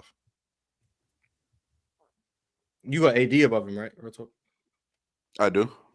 Yeah, no, okay. I was figuring out who the 5 were. Okay. All right. Shout out Naptown. Naptown became a YouTube member today. Also, shout out to Mike Valley Productions. Salute to Mike Valley. I got Jason Tatum top 8 for sure. Top 8 for sure. There we go. Just make him top 10, Mom. Who just passed him in your mind? Who just passed him? Because you had him 7. Now he's 8. I was just thinking about guys who I could debate. Like I would have the conversation about, and I was like, okay, I would have the conversation about this guy too. So top 8 for sure. Yeah, top 8 for sure. So if we get it's almost like top 20. Like when you get to 18, can we have a conversation about 18, 19, and 20? Well, in this situation, I'm not having a conversation about 9 and 10, whoever that is. But nah. I think if I'm 8, when I say top 8, 8 is the lowest I think I could go with Jason Tatum. That's what I was thinking, Mars. Because how much is the separation between the 8? Let's say for the sake of argument, you got him at 8. What's the separation between him and the 9th and the 10th guy? It's a substantial gap. It's noticeable to me. I don't even know who the 9th is. I just know it's probably noticeable. I got Jason Tatum like 5 through 8. That's probably where I'd have him 5 through 8. Quick question for y'all: do y'all still rank Joel Embiid? Because I don't. Yes, I do. Yes, he's better than Jason Tatum. Yes, yes, I do. He one of the top 4. That's one thing that we do know. And y'all can say what y'all want about his health. Y'all can call him glass ass. Y'all could say he's street clothes Embiid. But when that boy laces his shoes up and they play against the Celtics, he is the best player on the floor. Yeah, yes, I do. He better than Jason Tatum. We're just dealing with some things right now, but we better for sure. Let's get our legs under us. Better without even playing. Don't even have to play the games anymore to be better than somebody. Okay. He better than him. He one of the not top Joel. four. Joel gets a pass. Just like how you know Luka Doncic is better than whatever other point guard you want to throw out there. Same thing. Jason Tatum top 9 for me. He for sure top 9. Yeah. Okay. I got him top 11. He's improved from top 15 to top 11. He top 9. There we go. Styles Blackman. Don't raise your blood pressure, chill. Don't even raise your blood pressure. Don't even. Styles Blackman sent through a members chat. Styles has been around for 18 months. He said, we done spent LeBron's entire career talking about what more he needs to win. Let his ass lose like everybody else. He'll be right. I mean, he be losing whether we let him or not. Like, he just be losing. That's what it is. He's going to lose regardless. Dan became a YouTube member, and so did the Macho Man Randy Savage. All right, real talk. You ready? Yeah. You got that top 10 queued I know up? my top 10. Oh, top 10 one time? Yeah. Yeah. I know where this is going. Yep. Bron, Jordan, Kobe, Hakeem, Duncan, Kareem, Shaq, Steph, Larry, Magic. One more time for the people in the way back. One more time. LeBron, Jordan, Kobe, Hakeem, Duncan, Kareem. Who else is it? Shaq, Mm-hmm. Steph, Larry, Magic. Yep. Okay. A, Shaq below those guys is crazy. B, are we just Kareem not below those ranking guys is Wilt crazy. and Bill, or are we just not respecting? Yeah, I don't rank. I'm sorry. I'm not gonna actually believe that none of those guys are better basketball players than anybody on that list. So Wilt just not better than Kareem. Nah. No. Okay. Or Shaq. No. No, Shaq. Yeah, Wilt not better than Shaq. Or, You know better than Kareem. Bryant. Okay, cool. You know better than Kareem. Okay, so Okay. but that's fine. That's fine. We're not here for that debate. Now, do I have? I think LeBron is my GOAT because of longevity. Well, not even. It's strictly longevity. Just the stats that he's compiled. I think he has to be. Do I think he's a better player than Michael Jordan? No, but I mean the guy has a career triple double, like 40,000 points, 11,000 rebounds, 11,000. Like at that point, he's got to be. You gotta call a career 60 PRA is crazy. Yeah, like it's crazy. I got you. We've been through the Kobe top 3 stuff, so that's fine. Why is Shaq so low? Shaq 7 is so low. Hell, below I got him at 10, so. Hakeem, Duncan, and Kareem. Yes. I think Hakeem is hands down the best big man of all time. Cap. Why? How? Because of the two-way. Because he's arguably the greatest defender ever. And then so was Jabbar, by the way. So Jabbar, when Jabbar retired, he was in that conversation as the best defensive player ever. In the conversation, but I think Hakeem wins it. Even though it was Russell, but Jabbar was definitely in that conversation. He's not in them talks no more. If he ever was, he's not there no more. Pack him up. Who's not? Kareem. All right, y'all. Let's just get to the super. Ain't no one having best defender ever discussions and bringing up Luke. Not today. Not today. But we that was going on. So if we're having a conversation, if we do what Buddy said, top 10 defenders of all time, Kareem Abdul-Jabbar's name doesn't come up. Not one time. We do it. What do you mean it's not in this? Yes, top. Steph Curry is not in no GOAT conversations. We've heard Magic people. Johnson is not in no GOAT conversation. We've actually heard people say Larry Bird is not in no GOAT conversation. Magic is in GOAT conversations. Magic is 100% in GOAT conversations. With who? Not he could have been Michael Jordan. If he didn't do this, he couldn't. He's the third best MJ in history. When you have a GOAT conversation, the greatest players of all time, you do just that. The greatest players of all time. Now, if you're talking about who is the best, who's the absolute best, that's what the GOAT is. The GOAT is the greatest. Magic Johnson is not in debate for the greatest. He's one of the greatest, one of them, but he's not in the conversation to be the greatest. He's not in conversation to be. He actually is in the conversation, and the reason why he's in that conversation is realistically that's not true, Mars. He actually is in the conversation, and the conversation stops because he had to retire. That's why the conversation stops. It's not because he wasn't because he didn't have the goods. The conversation stops because he had to retire when he retired. Because the conversation with Magic is more about what if Magic didn't retire in 1991? Would Magic be in the conversation as the GOAT? Yes, he would be. That's real talk. He wouldn't be better than Michael Jordan. There you go. Conversation's done. There you go. Good conversation, guys. If what happened, that's not true. Chill, I don't know how you have. I don't know how you have Magic Johnson better than Kobe. I know we got about 4 minutes. How do you have Magic Johnson better than Kobe? Off of your logic, well, off of your logic, how do you have Kobe top 3? You got Kobe top 3 based on being a basketball player, but yet LeBron, you don't think he's a better basketball player than Jordan, or for longevity? That doesn't work. Well, Kobe got the longevity too, so he should be the GOAT. Well, no, because he's not as good as LeBron. Right? No, Mars, that doesn't make sense. What? No. How does that make sense? Mars, I swear, Mars makes me. He's not as good as LeBron, but he has elite longevity. How does that not make sense? So let me make sure I'm understanding this correctly, because Mars is great at wordplay. I'm great at talking. Yes, thank you. No, you're not great at talking. You're great at wordplay, and you're great at twisting. You're great at twisting words. That's what you're great at. 100%. Okay, so to your point, Kobe Bryant is great as a basketball player. That's what real talk is. That's what real talk's like. That's what everyone is saying. Yes, he's a great basketball player. Yes. Okay, so meanwhile, LeBron James, who's also a great basketball player, he's not better than Jordan. Kobe Bryant. I'm not done, Mars. God damn, can I finish? I'm making sure we're on the same page. So as I was saying, LeBron James is not better at basketball than Michael Jordan. Is that correct? Yes. But he's got better longevity. Yes. Meanwhile, Kobe Bryant is better at basketball than LeBron James. Who said that? Also, that's this logic. Real talk? When did I say that? I'm sorry. When did I say that? So why is LeBron James number 1? You said longevity. Is that correct? Yeah, I feel like LeBron at this point has done so much. Well, first off, he's already in the conversation of being the best basketball player, period, with Michael Jordan. I think Michael Jordan edges him out, but he's compiled up a career at this point to where I think it's just I think you just got to give that to him. That's my opinion, though. Okay, and if that's contradictory to the logic, because I do kind of do mine off just who do I think is better at basketball.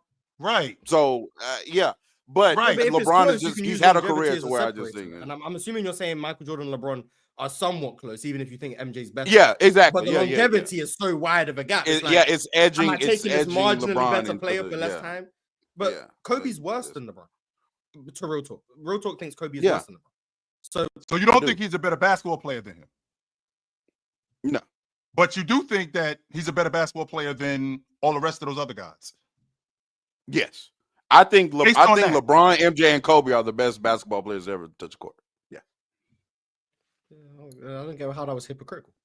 Can we get back to the Magic and Kobe thing that Real Talk tried to start with, and it just turned into absolutely, because I know, Chill, you are a two-way guy and you're an accolades guy, and you have Magic and longevity. You have Magic and Bird over Kobe.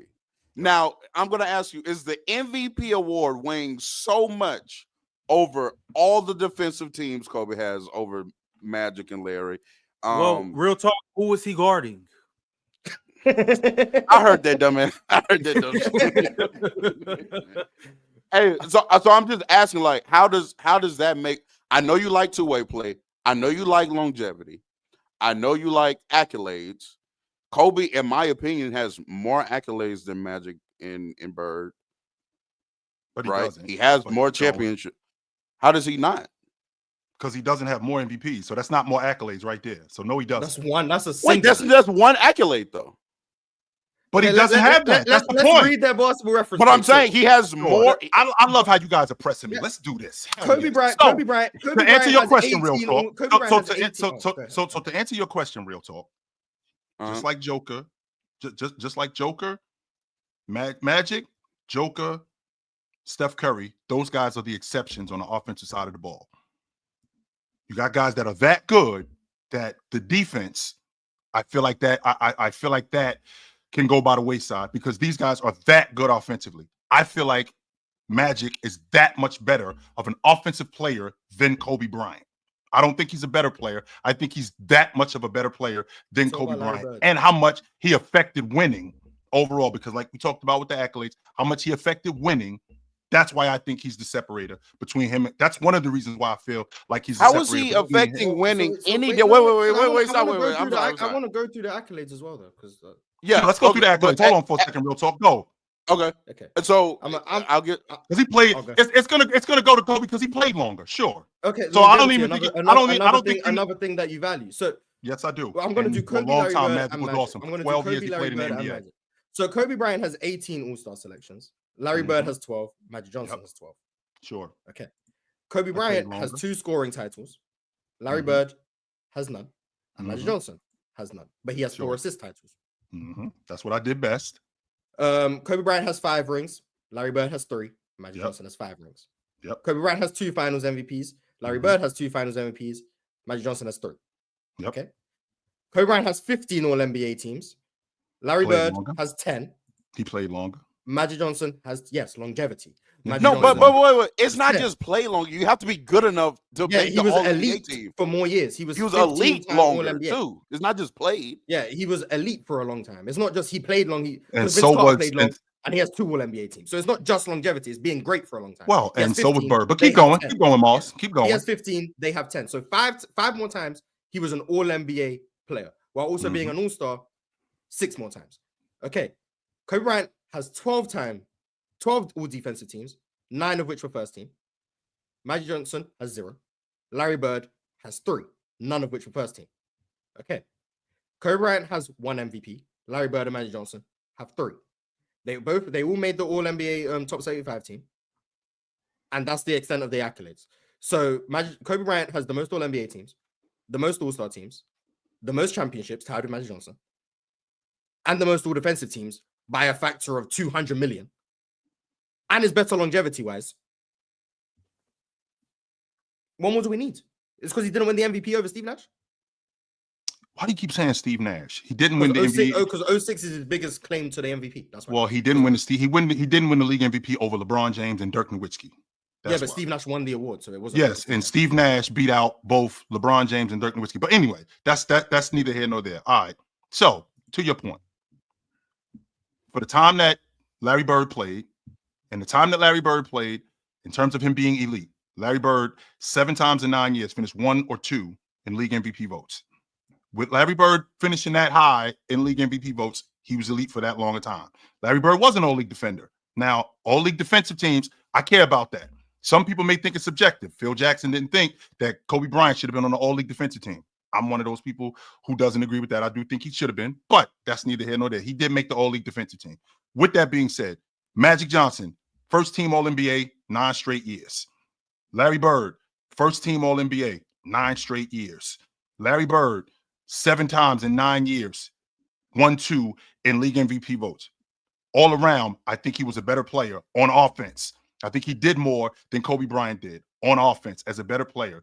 And defensively, I think there is a gap. I think there is a gap between both Kobe Bryant and Larry Bird, but I do think that Larry Bird was a damn good defender who helped his team win games, and he affected winning more than Kobe Bryant because he did more, not just as a team defender, but on offense. Magic Johnson, I feel like Magic Johnson offensively, he affected winning more than what Kobe Bryant did, and he was conducive to winning more than what Kobe Bryant did. The longevity argument, for as long as Bird was great, for as long as Magic Johnson was great, they were great when they were there was never any 2005, there was never any 2006 years for those guys. Bird and Magic came into the league right from the beginning, was awesome from the door, and I stayed awesome until I quit. Yeah, but Kobe Bryant didn't make 9 All-NBA first teams, but he made 10 and 11 straight. 10 out of 11. So there was 1 year he didn't make it. But for 11 years, he was All-NBA first team 10 times. Like, that's pretty impressive. It is impressive. Then we're talking about, like, yeah, Larry Bird was a good team defender, but there was also still a very clear, substantial gap between him and Kobe Bryant. And obviously, Magic Johnson is far behind both of them. But you said Magic Johnson is just far superior offensively, which I guess is fine. But when you look at like the team offenses that Kobe's been a part of, they're still some of the best of all time. Whether that be next to Shaq or whether that be next to Pau Gasol. So the offensive translation for Kobe has never been questioned. Kobe is also one of the best scorers of all time. We all agree he's the best scorer of this bunch, right? I do think that. Absolutely. Okay. So by far the best scorer of this bunch. He's the second By best shooter. far.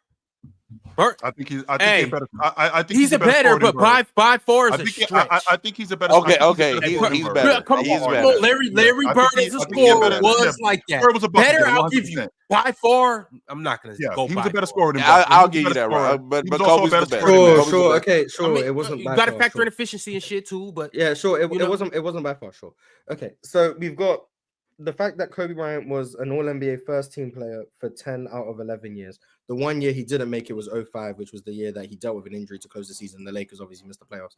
And then the idea that like there was never in his any prime, doubt. by the way. In his prime, by the way. Yeah, because he got hurt to close the season. The team sucked. But yeah, if he had Kareem, I don't know, maybe, who knows.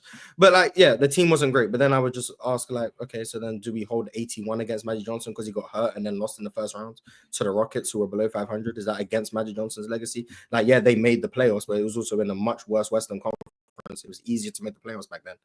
He also had the best player in the world on his team in Kareem Abdul-Jabbar. So when he was out, they were still able to make the playoffs. They were the higher seed and they lost to the Rockets in the first round.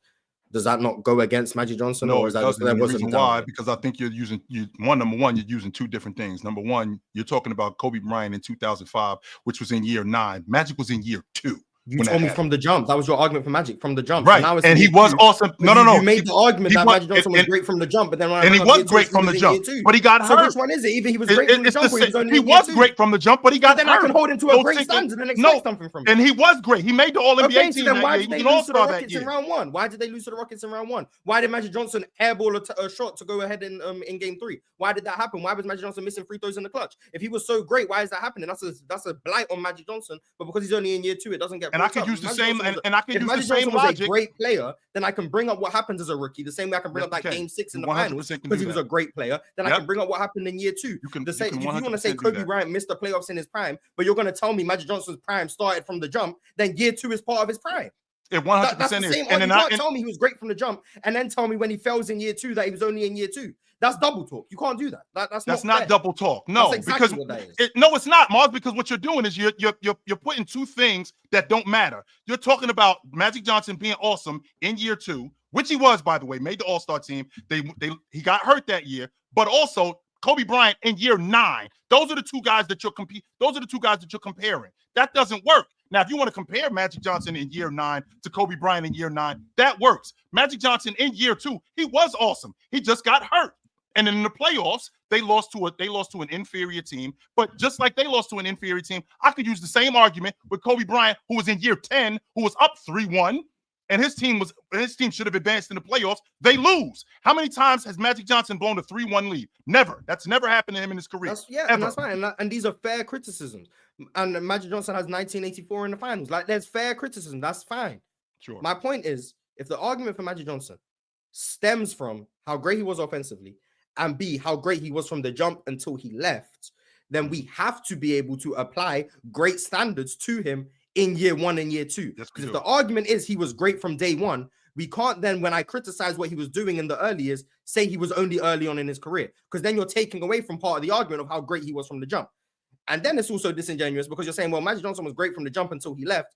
But then I can't be like, well, let's compare Kobe Bryant and Magic Johnson in year 16 because there was no year 16 for Magic Johnson. So if I bring up what Kobe was doing in 2013, where he was still a top 5 player in the league at 34 years old in year 16, there's nothing I can compare that to for Magic Johnson because he was out the league already. So you're using him, he was great from the jump until he left, against Kobe Bryant, when Kobe Bryant was great at points of his career where Magic Johnson just didn't have the ability to because he was out the league for reasons that we already understand. Same thing for Larry Bird. So you can use he was great from the jump for Magic and Bird, but we can't use that for Kobe in terms of the later end of his career because there is no later end of their career for Magic and Bird because they were out the league. So how can you use year 1 and year 2 for Magic and Bird, but I can't use year 15 and 16 for Kobe?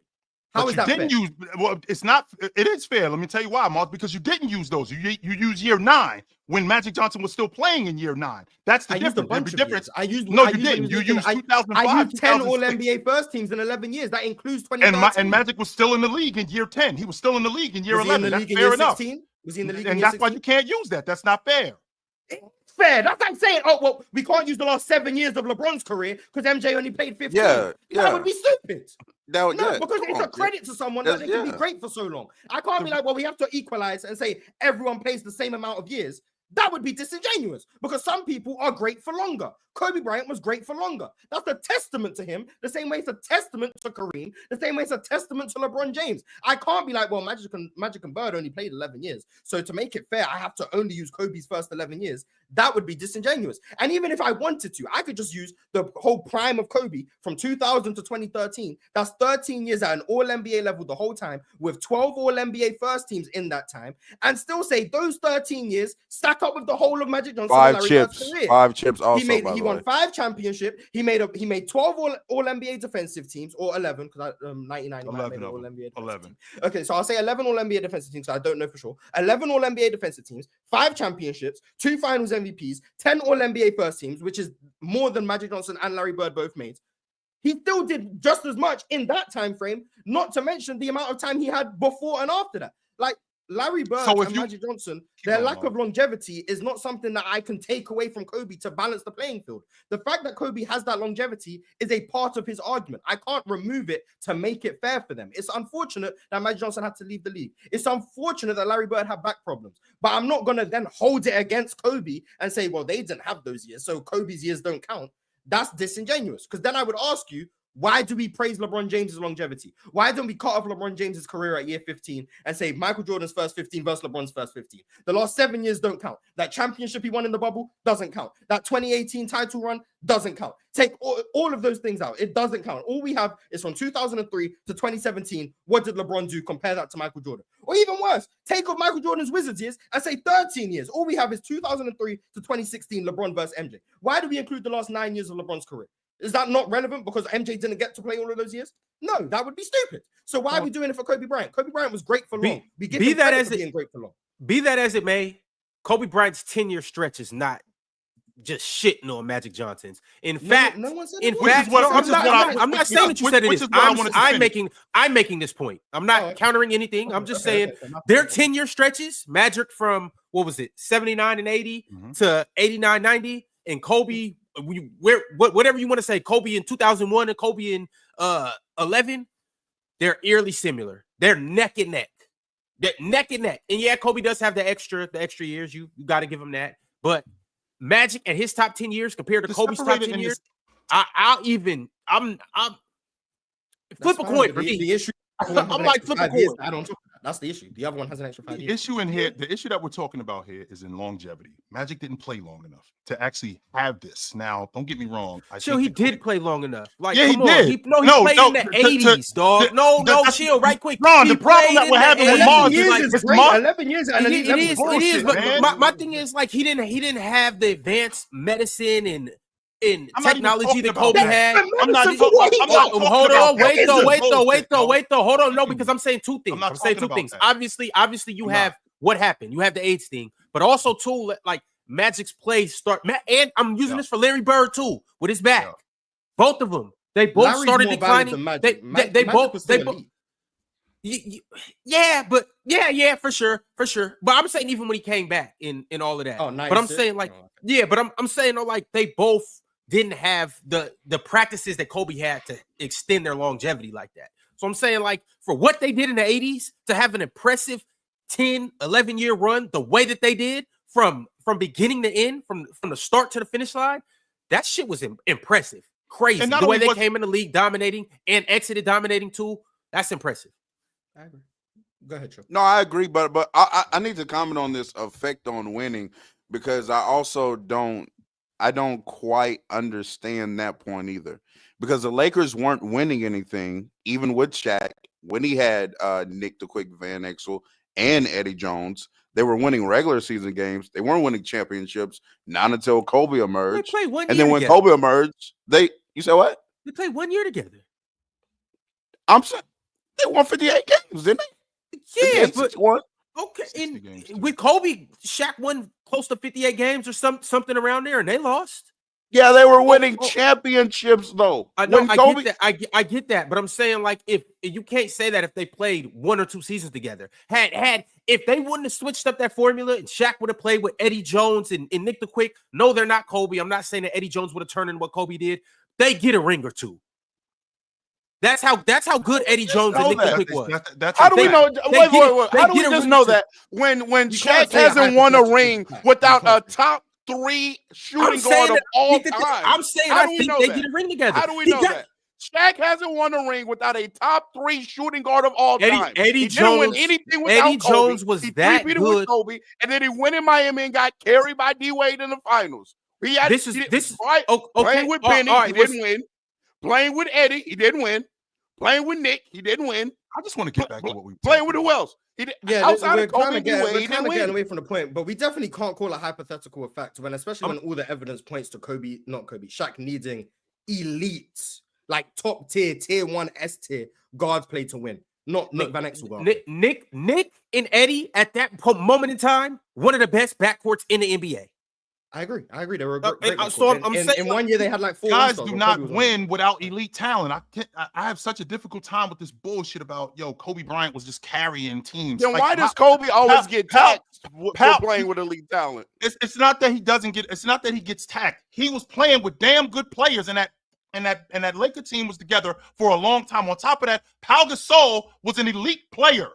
Pau Gasol was an elite player when he was playing with him. Pau Gasol was not a good player. Pau Gasol was not a marginal player. Pau Gasol was a top 15 player, arguably a top 10 player at one point that he was playing with. So let's not minimize that. But I want to get back to what Mars was talking about when he talked about the longevity part. I think that's where the separator is. And I do agree with you in that aspect. But if we're gonna match up Kobe Bryant's 13 years that you brought up, and I want to match those 13 years up with what Bird did in that time and what Magic did with that time, we're having a much different conversation, because I feel like the separator is those extra years where Kobe was able to be a top 5 scorer all time. Those extra years where Kobe Bryant was able to be an all-league defender, voted onto the team more times. That as opposed to when Magic had to leave in 91, he didn't get that opportunity, even though he still was elite in 1991. He still had 3 or 4 more years where he could have played at that level before he was out of the league. Had he been able to play, we're having a different conversation. Magic wasn't making all defensive teams when he played. That's not the point. That's not the point that he wasn't making all defensive teams. But he still was playing at an MVP level. If we stack it up, and this is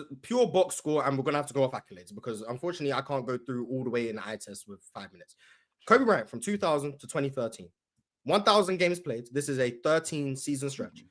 28 points a game, 6 rebounds, 5 assists in the slowest era of all time, on +3 efficiency, while also being one of the best guard defenders in the league for a time, making in that time 12 all defensive teams in that time. That was Kobe Bryant. Magic Johnson from his rookie year till 91, 800 games, so 200 games less, 20 points, 11.5 assists, 7 rebounds, 52% from the field, 30% from 3, 85% from the line. He was like a +6 efficiency. One of the best offensive players of all time, not a very good defender. That Lakers dynasty, blah, blah, blah. We know what Magic Johnson did. But hold on. Give Magic a little credit on defense. He was in the passing lanes. Early on in particular, he was in the passing lanes. Yes. Can you give my man his accolades? 2-time steals champ. Mm-hmm. Okay, we went through the accolades earlier, but yeah, okay.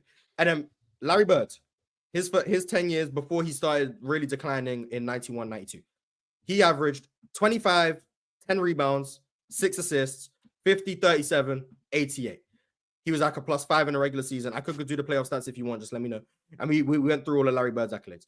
Sure. Kobe Bryant, when we went through the accolades, besides all-star selections, which he got after the Achilles and stuff, the All-NBA teams all happened in his prime. Besides 99, he was All-NBA 13. So 2000 to 2013, that's all his All-NBA teams, all his all-defensive teams, all his MVP votes, all the All-NBA first teams, everything I went through, besides 3 all-star selections where he would still have more than Magic and Bird, and 1 All-NBA team were all in that Kobe stretch, and he would still have more than them than Magic and Bird. He was also one of the best scorers of all time. He led the 2000s in scoring. He's also one of the best playoff scorers of all time. He also won 5 championships in that stretch. He also won 2 Finals MVPs in that stretch. His stretch there still stacks up, if not exceeds what those guys achieved. Especially Larry Bird on an accomplishment standing. It probably exceeds what they achieved. Then you factor in the fact that he still has extra years, especially the earlier 99 in particular. That's where the separator The is. post-Achilles stuff is kind of questionable. So he has 300 more games played in their primes. The numbers are comparable. The playoff numbers are comparable. The accolades are comparable and in fact favor Kobe. The championships are comparable and in fact favor Kobe and Magic. He's the way better defender. He's the better two-way player, which is something that has been heard as a value for Chilltown up here. Whereas, and the issue is maybe not even if Magic and Bird were over Kobe. He has Magic and Bird at 6 and 7. And he has Kobe at 11. So it's not even like they're close. It's not even like 6, 7, and 8. And we could be like, oh, this is a discussion, but he favors Magic and Bird. They're 6 and 7, and Kobe's at 11. And Kobe's clearly the better longevity, clearly the better two-way player. The prime is comparable, clearly the better accolades. Like, what are we doing? But he's at 11? Like, it just doesn't add up. All right, y'all. Sorry. Well, I got a couple super chats, so let's go ahead and make these happen. MP13 said, what Chill is saying, without realizing it, is within the concept of his logic. Both Magic and Bird would have been so much better as players as Kobe to overshadow all the longevity and accolades he has over them. That's word salad right there. I don't even know what the hell he just said. That's exactly what I know what I was saying. I understand exactly what I was saying. Keep going. All right. Sauce Man Bandit 72. Ron, hold on for a second. Can I please adjust the chat? Jeez. What was it 2025? You said you wasn't. No, I just want to address this one thing. Yo, the dude beat me in a one-on-one game 25 years ago. You still think I'm on that dumbass shit? You still think I'm stuck on that? A 19-year-old kid? Really? You still think I'm on that? Go ahead, Ron. I'm sorry. Sauce Man Bandit 72 sent through a members chat. He said it don't even matter. The GOAT is Zach Randolph. Zach Randolph. Shout out to Zeba. Marcus FRM 626 said, chill, just be fucking honest. Julius is going to China in a few years. In a few years, not today though. Not tomorrow. Yeah, it could be soon. Maybe just in the offseason, he's just gonna be I like China and just stay there. Gandhi KV2 said, did we forget what Ja did to Draymond and Wiggins? That's cool. Wiggins is an Amen Thompson. And Draymond was guarding him. I like burritos said, our shooting gonna kill us in the playoffs. Not falling for the Jalen Green hype. 46% from 3 in the last 6 games. In between game or decent from 3 across the season, and I'll believe it. I mean, yeah, the threes dropping like in the last 3 games in particular, but like even before that, like you could see the thing with Jalen Green is like we're getting to a point where there is like some sort of an extended sample. Like the last 20 games, he's averaging 24. That's convincing. He's 47% from the field, 39% from 3. And that's dealing with some still inconsistencies, which is natural. The issue is he had that major slump that coincided when he was dealing with an illness. I don't know what he had. It must have been like, I don't know, lymphoma or something. Like he was dying, it seems cool. He was just trash. But like before, he started the season well. He was dealing with the illness, started playing trash, and then he picked it up again around Thanksgiving. And since then, he's been good. And then you look back, like the last like 60 or so games Jalen Green has played in general, like going back to last season, he's been a good player. It's just like you dealt with the offseason and stuff. So like the sample is different because it's mismatching seasons. But Jalen Green is improving. And I think there's reason to be encouraged. Is he the greatest player right now? No. Is there potential to be really, really good? Yes. But he's putting things together. And I think patience is good. But he does need to make threes. Like he's not going to be great if he doesn't shoot. I don't understand why that. I don't even understand why we're having that conversation. That definitely has to happen. I think the way that we judge players at such a young age is kind of crazy to me. Like Jalen Green is 22 years old. You know what I'm saying? Like if everybody else in life, regardless of the profession, was judged how professional athletes are at 22.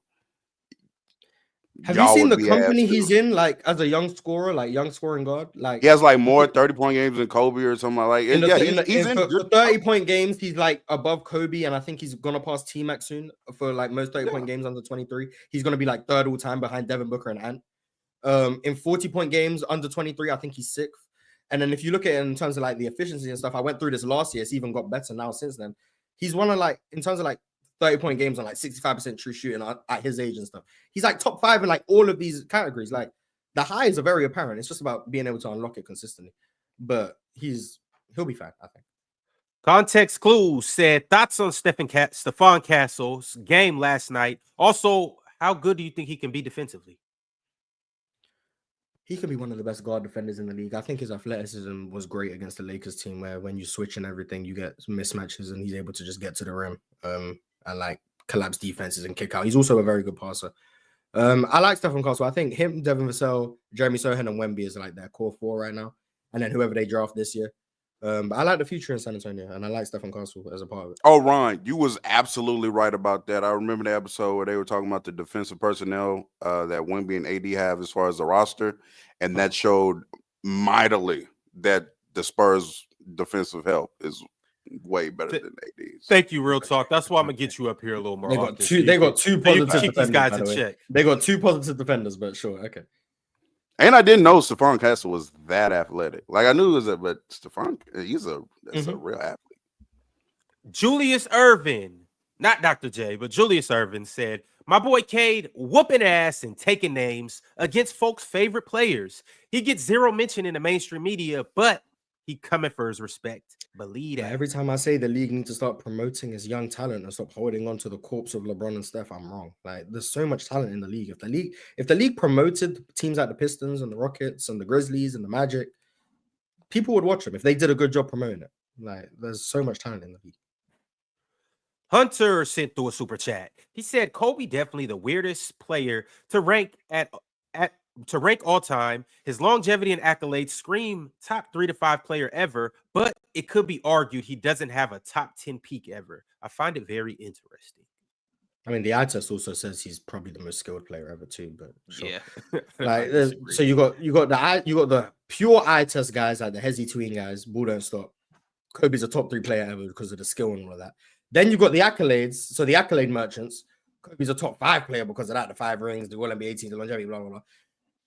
Then you've got just like what was it? The longevity part of it, like the longevity people, like it's LeBron, Kareem, Kobe, like elite, Tim Duncan, elite longevity. And then you got like the advanced stat guys. Kobe's like below Kevin Garnett and Kevin Durant and Kawhi Leonard. It's like, oh, okay, well, clearly you guys are wrong. But like, yeah, Kobe's good. I don't know where he ranks all time, but he's good. Mad Max Sports Talk said, can we stop ranking rim protectors with real defenders? Wing defense clears. Yeah, break. I agree with the first part in terms of if you want to talk about defense, I think you probably should just like the rim protectors should have their own category because I think they're still going to be the most impactful defenders. But wing defense doesn't clear rim protection, in my opinion. It doesn't clear as far as the value, but I do think that being a POA on elite perimeter players on a 99-hour basis is the hardest job in the NBA. I agree. And I think it's more impressive too. I can agree with that. Realist 123 said, I've given up on the Lakers. They are finished. Also, shout out to Cade, real ethical hooper. Shout out to Cade for sure. Marcus FRM626 said, as a Minnesota fan, really just an Ant fan, could give a fuck about Minnesota. Can give a fuck less about Minnesota. Keep winning. Detroit, we need that pick.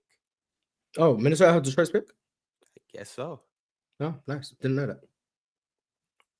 Dookie Baylocks said, would be nice for the Lakers fans to admit I was right about Zach, and Lakers fans / Twitter was wrong. Real talk, can you agree this Dorian Finney-Smith trade was pointless?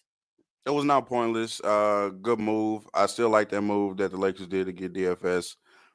We just have to be better in our principles defensively for it to pay off, and he definitely needs to be starting over Rui Hachimura. I don't know how long that's going to take, JJ, but he needs to be starting over Rui. There you have it. Ray Starr said, Mars, I believe Jalen will turn into Anthony Edwards in the playoffs.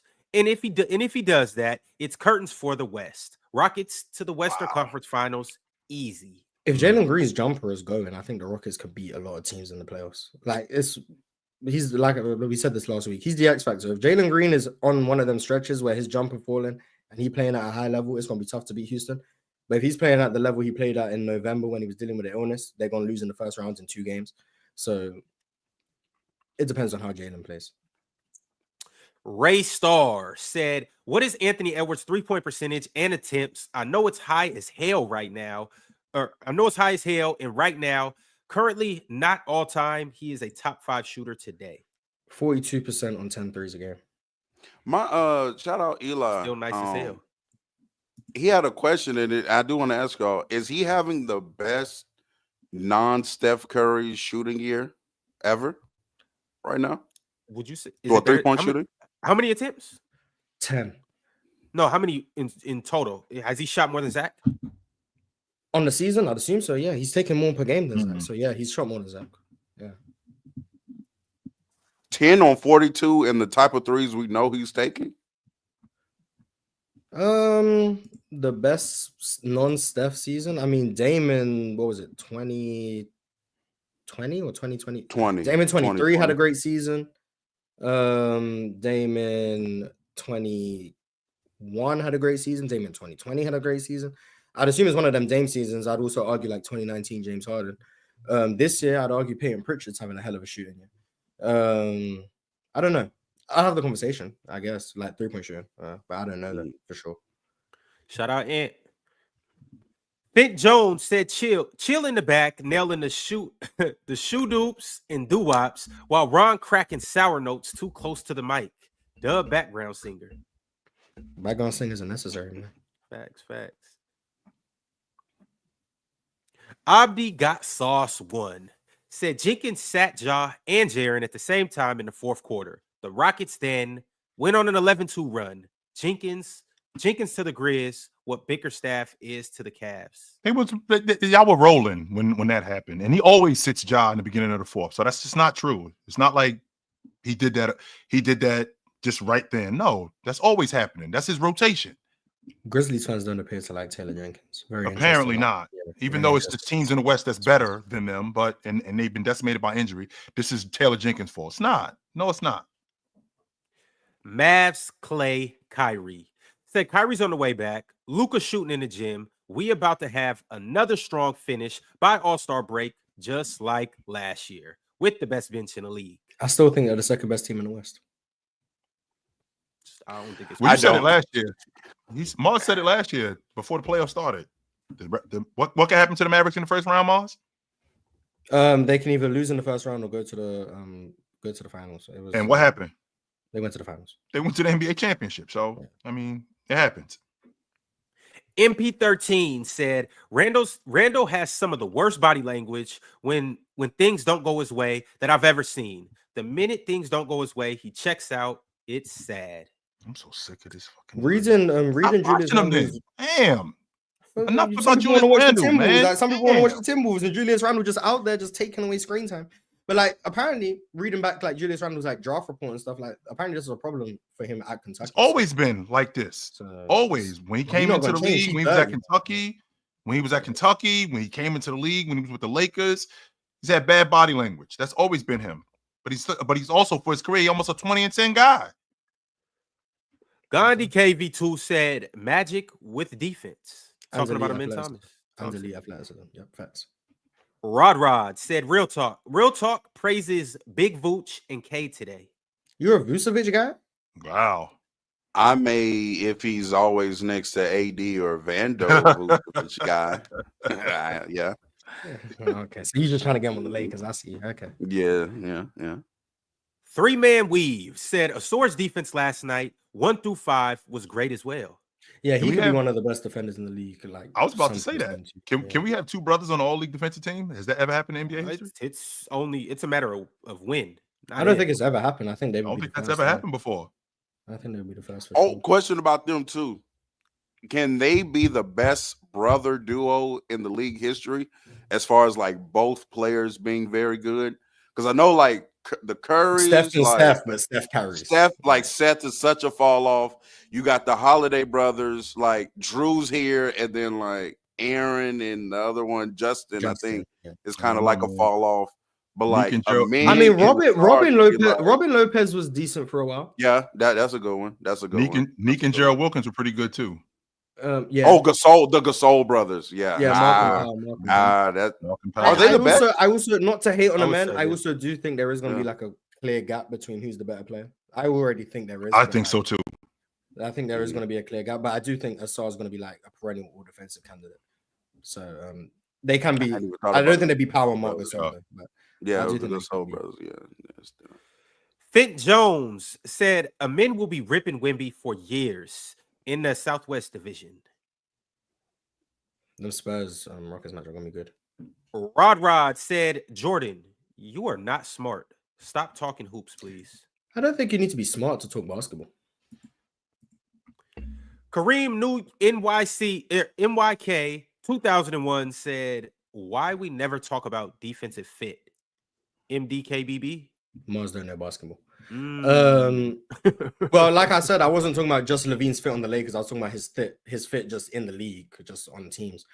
But yeah, there is some defensive question marks. But I don't think he just completely compromises the defense, especially if you have personnel. Now the Lakers, if we're talking about just them, but JJ Redick has to fix his scheme before I even worry about personnel being the problem. Naptown, shout out to 317. He said, bruh, he plays for the Bulls. He has a green light. He has a green light and is +7 relative true shooting. Like, it's not easy to, like, he's the Be main efficient. focal point of teams' defenses. He's an extremely efficient scorer. Oh, Like, this isn't just, he's putting up numbers on a bad team. He's efficiently putting up numbers while playing a winning brand of basketball. And I believe the Bulls are actually, like, a positive when he's on the floor as well, which is a testament to him. Because I know last year a lot of people were using that they weren't a positive with him on the floor when he was hurt. So let's keep the same energy and use the fact that they are a positive with him this year. And they're like a -7 without him. So let's just make sure we're keeping the same. And what's unfortunate for him that's working against that kind of narrative for these kind of players, because I'm sure the comps for that could kind of be like Bradley Beal or Dame is finally now playing with another elite player.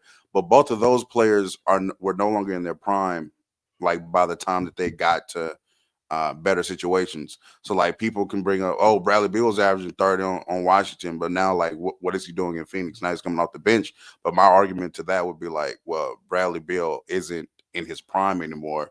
Where I think if you take that version of Bradley Beal and put him on Phoenix, it's a way better. That's a way different look. Just like Dame, I feel like Dame has gotten that kind of criticism where it's like, see, I told y'all if Dame went to a winning situation, nothing's the same. Well, nothing changes. He's not a winning player. But Dame obviously isn't as good as he was in Portland. So saying that version of Dame couldn't contribute to winning in a better situation, I think is disingenuous.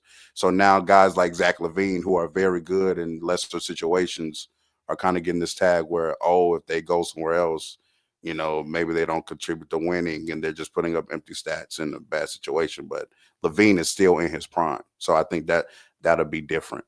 LaVine can definitely contribute to a winning team. John Buka said Mars at their best. Kobe or Magic? We just had this conversation.